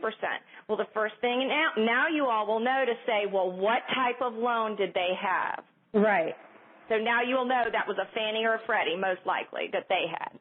Right. That was kind of aware because mine was conventional, and originally my loan was a 5.25, I think, or 5.5, and just started going up until like 9%.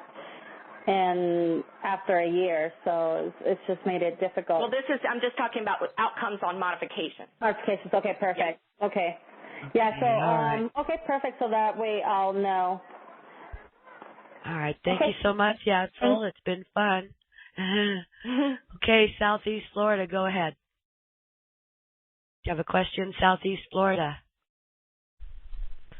Oh, Southeast Florida. And then there was the other fella down here that, what was it? Speak up if you want to ask a question. I see your name moving here, but I can't hear you. Say something. Can you hear me? Yeah. Is it Southeast Florida or Stonecrest? Stonecrest. Okay, good. Go ahead. I was hoping it was you. Okay, I'm out of Georgia as well. For the lady and the gentleman that spoke earlier, which didn't know which direction to go.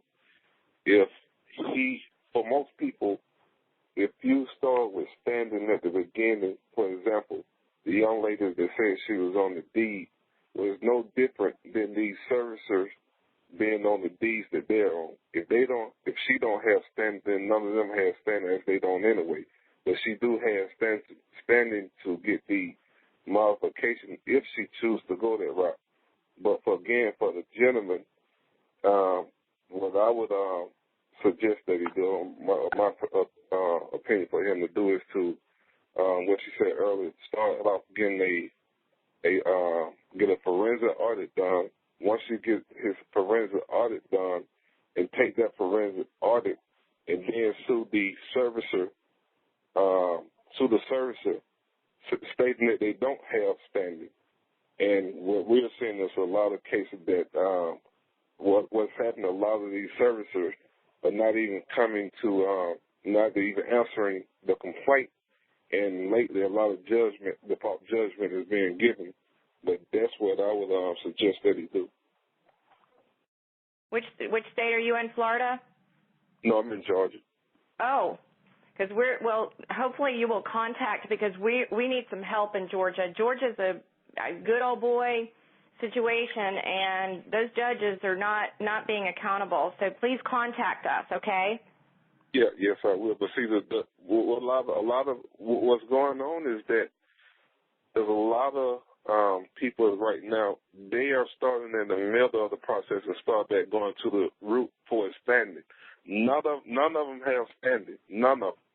You may have one or two that may even be a possibility that they have standing.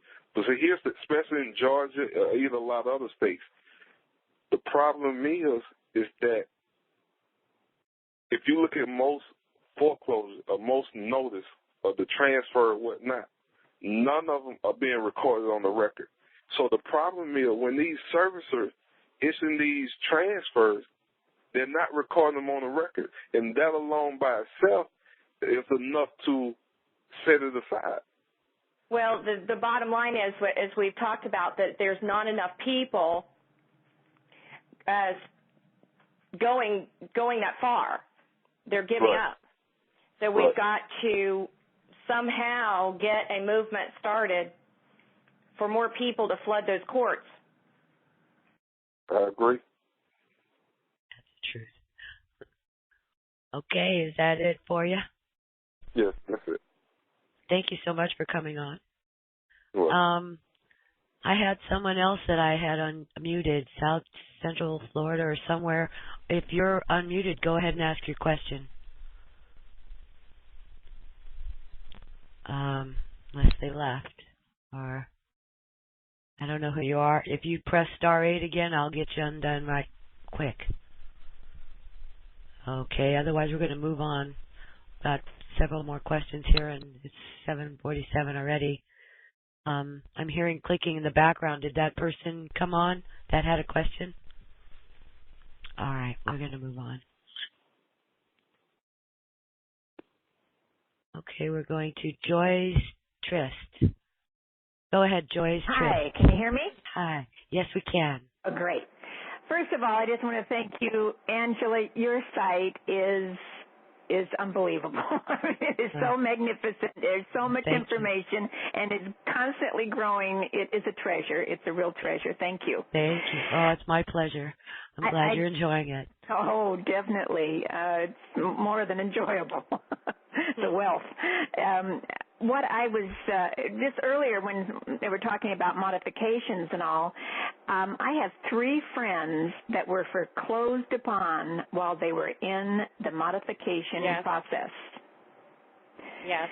And that's exactly what she was talking about. And I've heard of, that this is something that you really don't want to do, that it's very risky just because of that. And it's almost, it's said to be intentional. They get you occupied thinking you're going to get a modification at some great price that you'll be able to afford, and in the meantime, they just foreclose on you. That is very unkosher. Well, there are 2 things that we do, or we train to avoid that. Oh, okay. One is to remain in control over in fact, the communication with the servicer. And prior to that is to make sure that borrowers are set up correctly with their numbers and their documentation, because that would not have otherwise happened if they had been in regular communication with the servicer. And I don't know what these particular situations are, but I'm just speaking in general. And the other issue is that they'll get to the very last, like 3 days before, and then push the foreclosure date forward. But you have to know to ask that. Oh dear. What I don't understand is why would anybody want to recontract with the banksters when there's so much information of their fraud? Well, that's our next step. And remember, we're paving new paths. We think that the information is so out there, but it really isn't. And people don't realize what their rights are. And it's going to be those of us that are willing to step out and get that information out there. Because they're definitely not knowing what their true rights are or what to even do, what the system is. They just think that it must be okay because everybody does it. It has these mortgages and it's all okay. Right.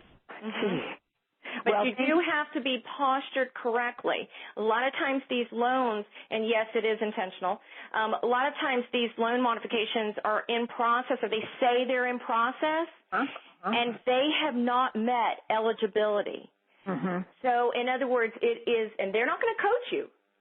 So we have to, that's why step 4 on both those lessons explains the formulas and allows you to know whether you're eligible or not. You're doing a great job, and it's very courageous of you, and thank you for being out there. You're welcome. Thank you. Thank you for coming on. Okay, we're going to move on. Cleveland. Go ahead, Cleveland. Did you have a question for Ann? Yes, I didn't hear her web address. She said she had a website, but I didn't hear it. Go ahead, Ann. It's www.operationrest, like you're going to rest in bed, .org, O-R-G. Thank you, .org. Yes, ma'am. Right. There's also a big link on the website to it, in case you missed it. That's your website, but I didn't know she had a separate one. Yeah. Well, no, I put her link on my website, to her website. Okay. You can find it. You're welcome. May Is I that say, it? Go right ahead. Go ahead. May I say one more thing, because I'm going to forget, for the previous caller. The other part of the loop is that when these foreclosure dates are pushed forward for more time of processing, they need more time to process, so they're pushing them forward. The foreclosure attorney has to be notified. So we get our borrowers, per instruction on our website, to call the foreclosing attorney to make sure that they got notification. Because guess what? Guess how many foreclose when the servicer didn't contact the foreclosure attorney? A lot. So you got to close the loop. Absolutely. Well, communication is key, I guess, throughout all of this. All righty, we're going to move on. Angela. Go ahead. I'm sorry. A few callers back mentioned about the Banking Act of 1926. I think I heard that before on Rod's class, and he said he had possession of it, but he wasn't publishing it yet. So I didn't know if I saw somebody put it on the chat that you can't find it anywhere. They removed it from public access. So if Rod's got one, well, we'll have to wait and see what he comes up with.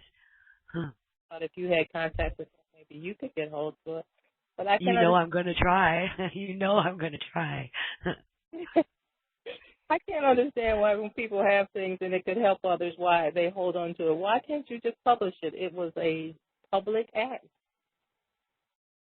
Well, I don't know. He might be using it in a particular case and doesn't want to tip his hand yet. No. Okay. I'll find out, though. Okay, that's all for me. Thank you. Okay, thank you. Hmm? Okay, Northwest California, go ahead.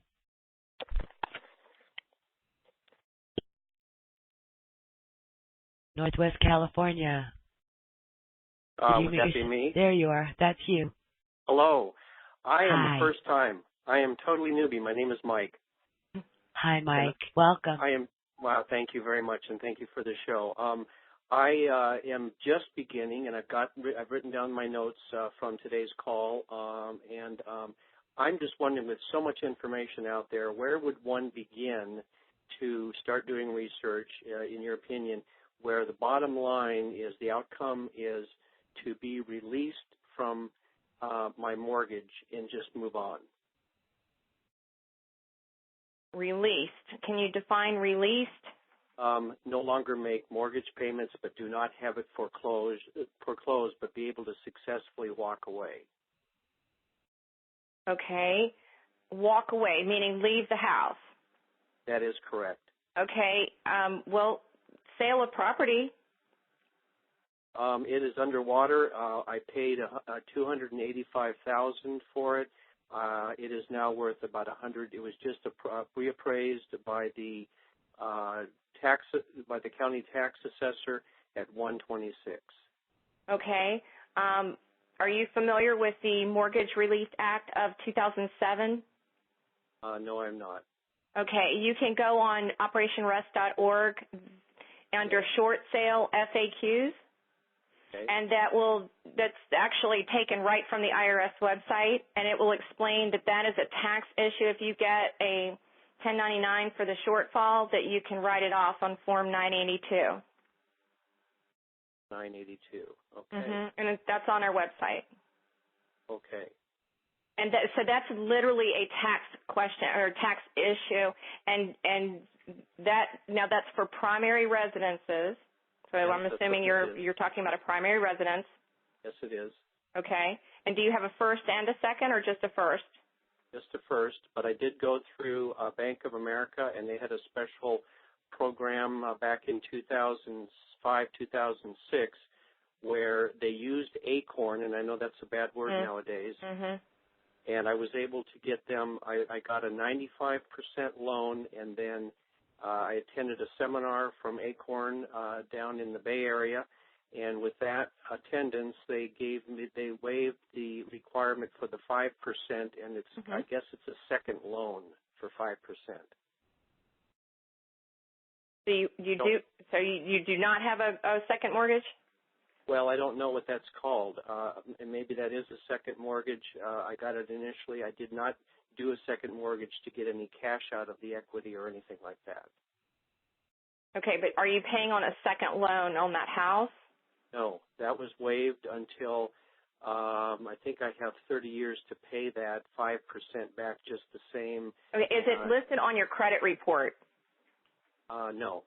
Okay, because, and this is another tidbit, is when the servicer utilizes the credit report as their barometer. So if you don't know what is on a credit report, you can go to annualcreditreport.com and pull a free one. Okay. And that is important because that will tell you what the servicer is using for their numbers. Okay. And I've then never you can had go that from one there. come up. I don't think I've ever had that one come up. I have run my credit check and got my scores and everything, and that one was not reported on there. So I don't know how they're keeping track of that. I don't either. But that's but sale of property. I would go ahead and read sale of property. That's a tab, and then short sale FAQs. Okay, got it. Thank you. You're welcome. Thank you, and welcome. I like newbies. Okay, Jules, go ahead. Did you have a question for Ann? Jules. Hey, Jules. Hi, Angela. Good evening. Hi. Good evening. Thank you. Oh, Julian. Julian, is that you? Oh, I'm sorry. Go ahead, Julian. Yeah, it's okay. In relation to the man from Georgia's comment, and I apologize for not being able to listen to the call from the beginning and having come in a little after 7-something Pacific time. Has anyone talked about the Quietam case in California? And I guess it's also now in Nevada as well as in Tennessee. And is Ms. Batty familiar with that case? I'm not familiar with that. What is the case concerning? Oh. Okay, the case is a realtor by the name of Barrett Bates has sued MERS and B of A and Wells Fargo and a whole bunch of lenders, JP Chase, and several others, and I can't think of all of their names off the top of my head right now. Citibank, it's okay, we get the idea. On behalf of all of the counties in the state of California for defrauding the counties of recording fees by not recording aspects of transfers like reassignments of trustees, et cetera, et cetera, et cetera. Now, there's a lot of what probably might be considered exorbitantly exaggerated speculation about this case, like that the whole mortgage industry, banking and mortgage industry is going to collapse because of this case, which is probably nonsense. I mean, that could happen. And I already heard of a case like that. Wasn't there already a class action suit that won on that in another state? No, this is not a class action suit. This is an independent private party. Maybe he might technically be considered a private attorney general who is suing all of these lenders on behalf of every county in the state of California for MERS in particular, defrauding them of recording fees. Okay, that doesn't necessarily mean that the mortgages themselves are fraudulent, although that claim is made by someone who sent us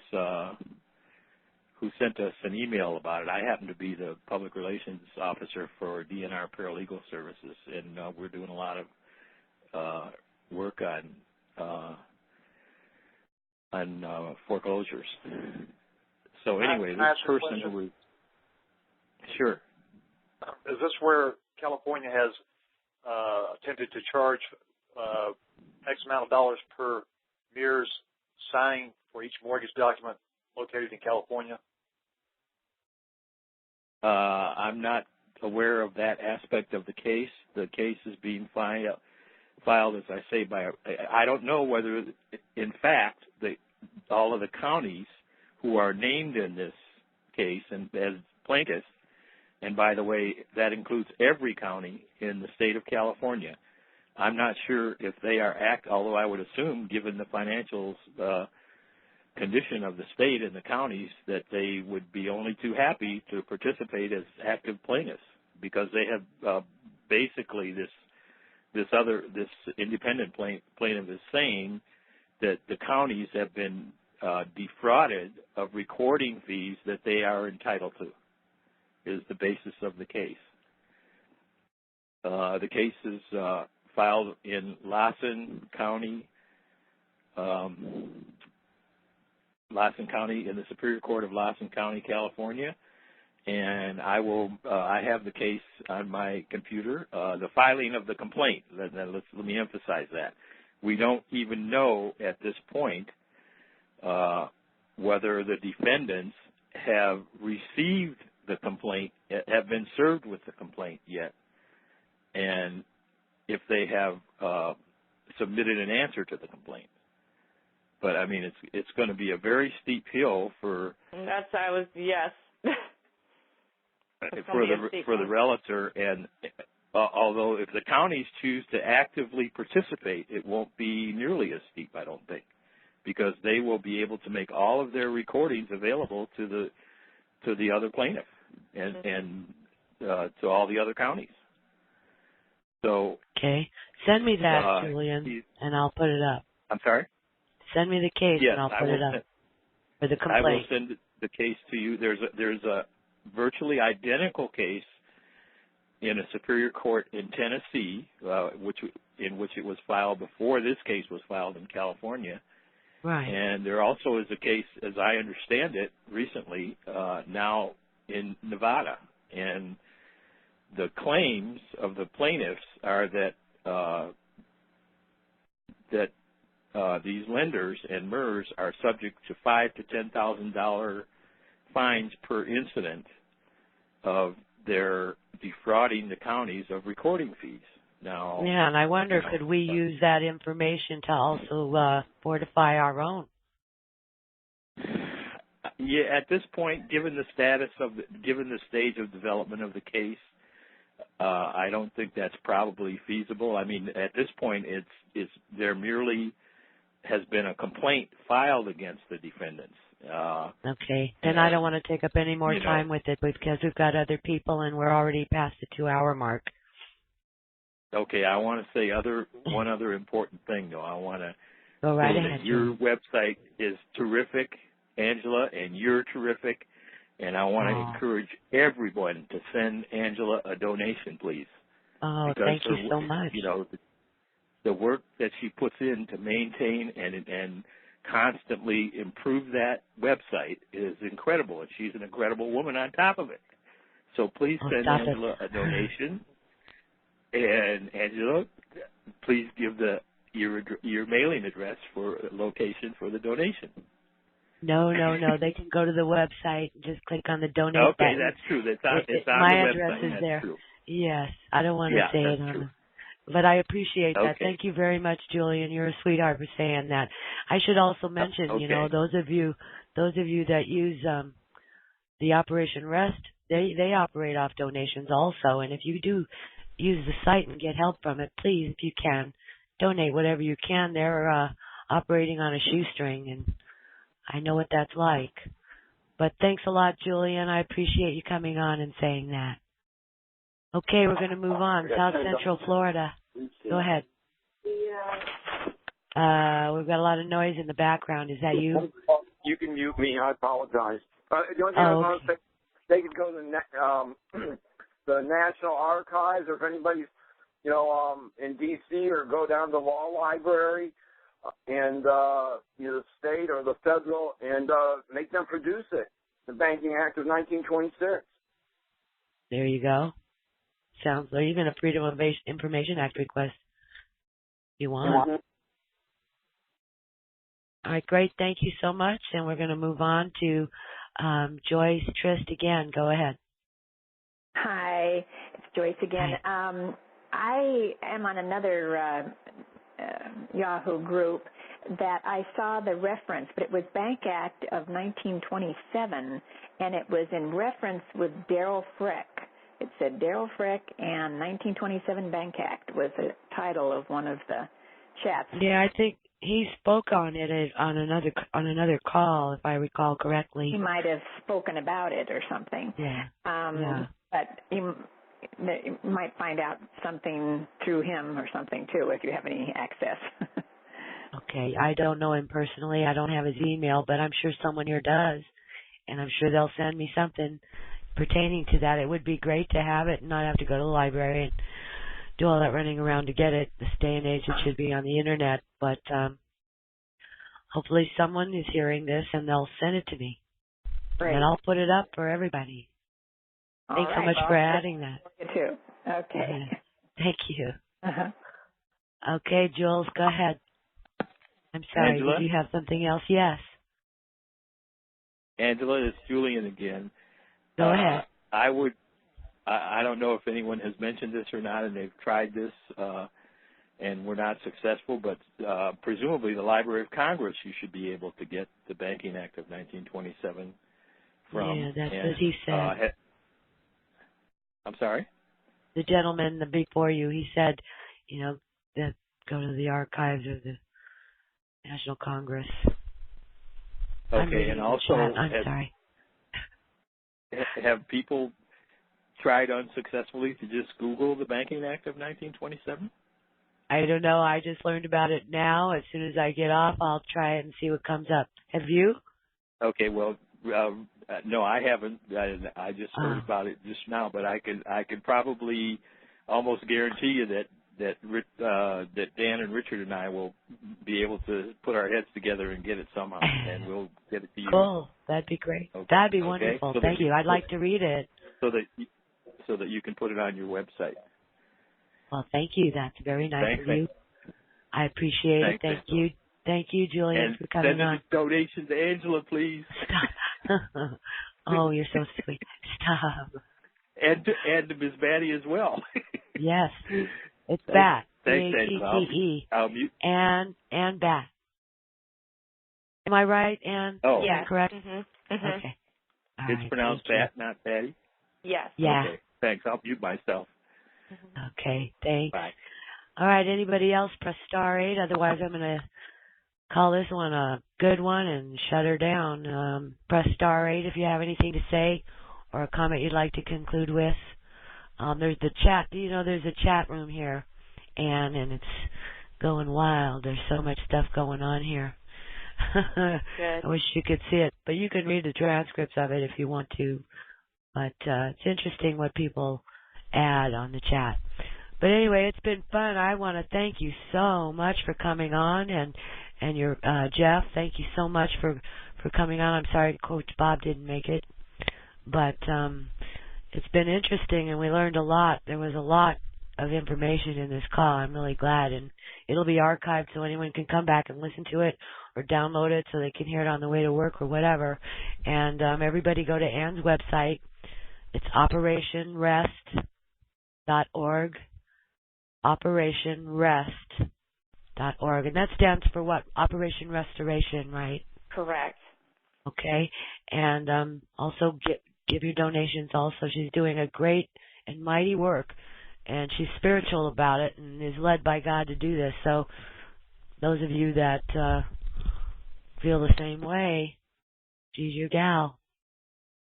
Get over to her website. I posted some of the stuff. I'll get the rest of it posted as soon as I can. But majority of it is over on your site. So that's operationrest.org. And the FBI documents are on your site. The FBI documents are on. Those aren't on your site, huh? No, they aren't. Okay, so On purpose. everybody come. Okay, everybody come on over and look at the FBI docs. They're right under the video of Ann. That's also posted if you click that link. All right, I'm going to close this one down. I'm going to end the recording. Thank you so much. It's been fun and it's been educational as usual.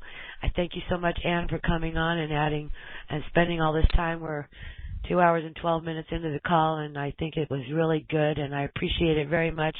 It'll be available for download in about an hour on the site, and I'll probably put a link to it, of course. And I'll be talking to you, Ann. I plan on getting a lot more stuff from you, and hopefully you'll come on again for us. Well, we'll need a chapter, the next chapter. Yes, part 2. After we're meeting with these people, yes. Yes, the follow-up. The follow-up. All right. Thank you so much, and have a great evening. I know it's late there. Thank you so much. I appreciate it. Everybody, I love you. Good night, sweet dreams, and God bless you. And we'll see you on, Sunday with John Stewart, Monday with Dave Mack, and then me again with George Tran next Thursday. Good night, everyone. Good night. Night. Thank you. Night. Thank you.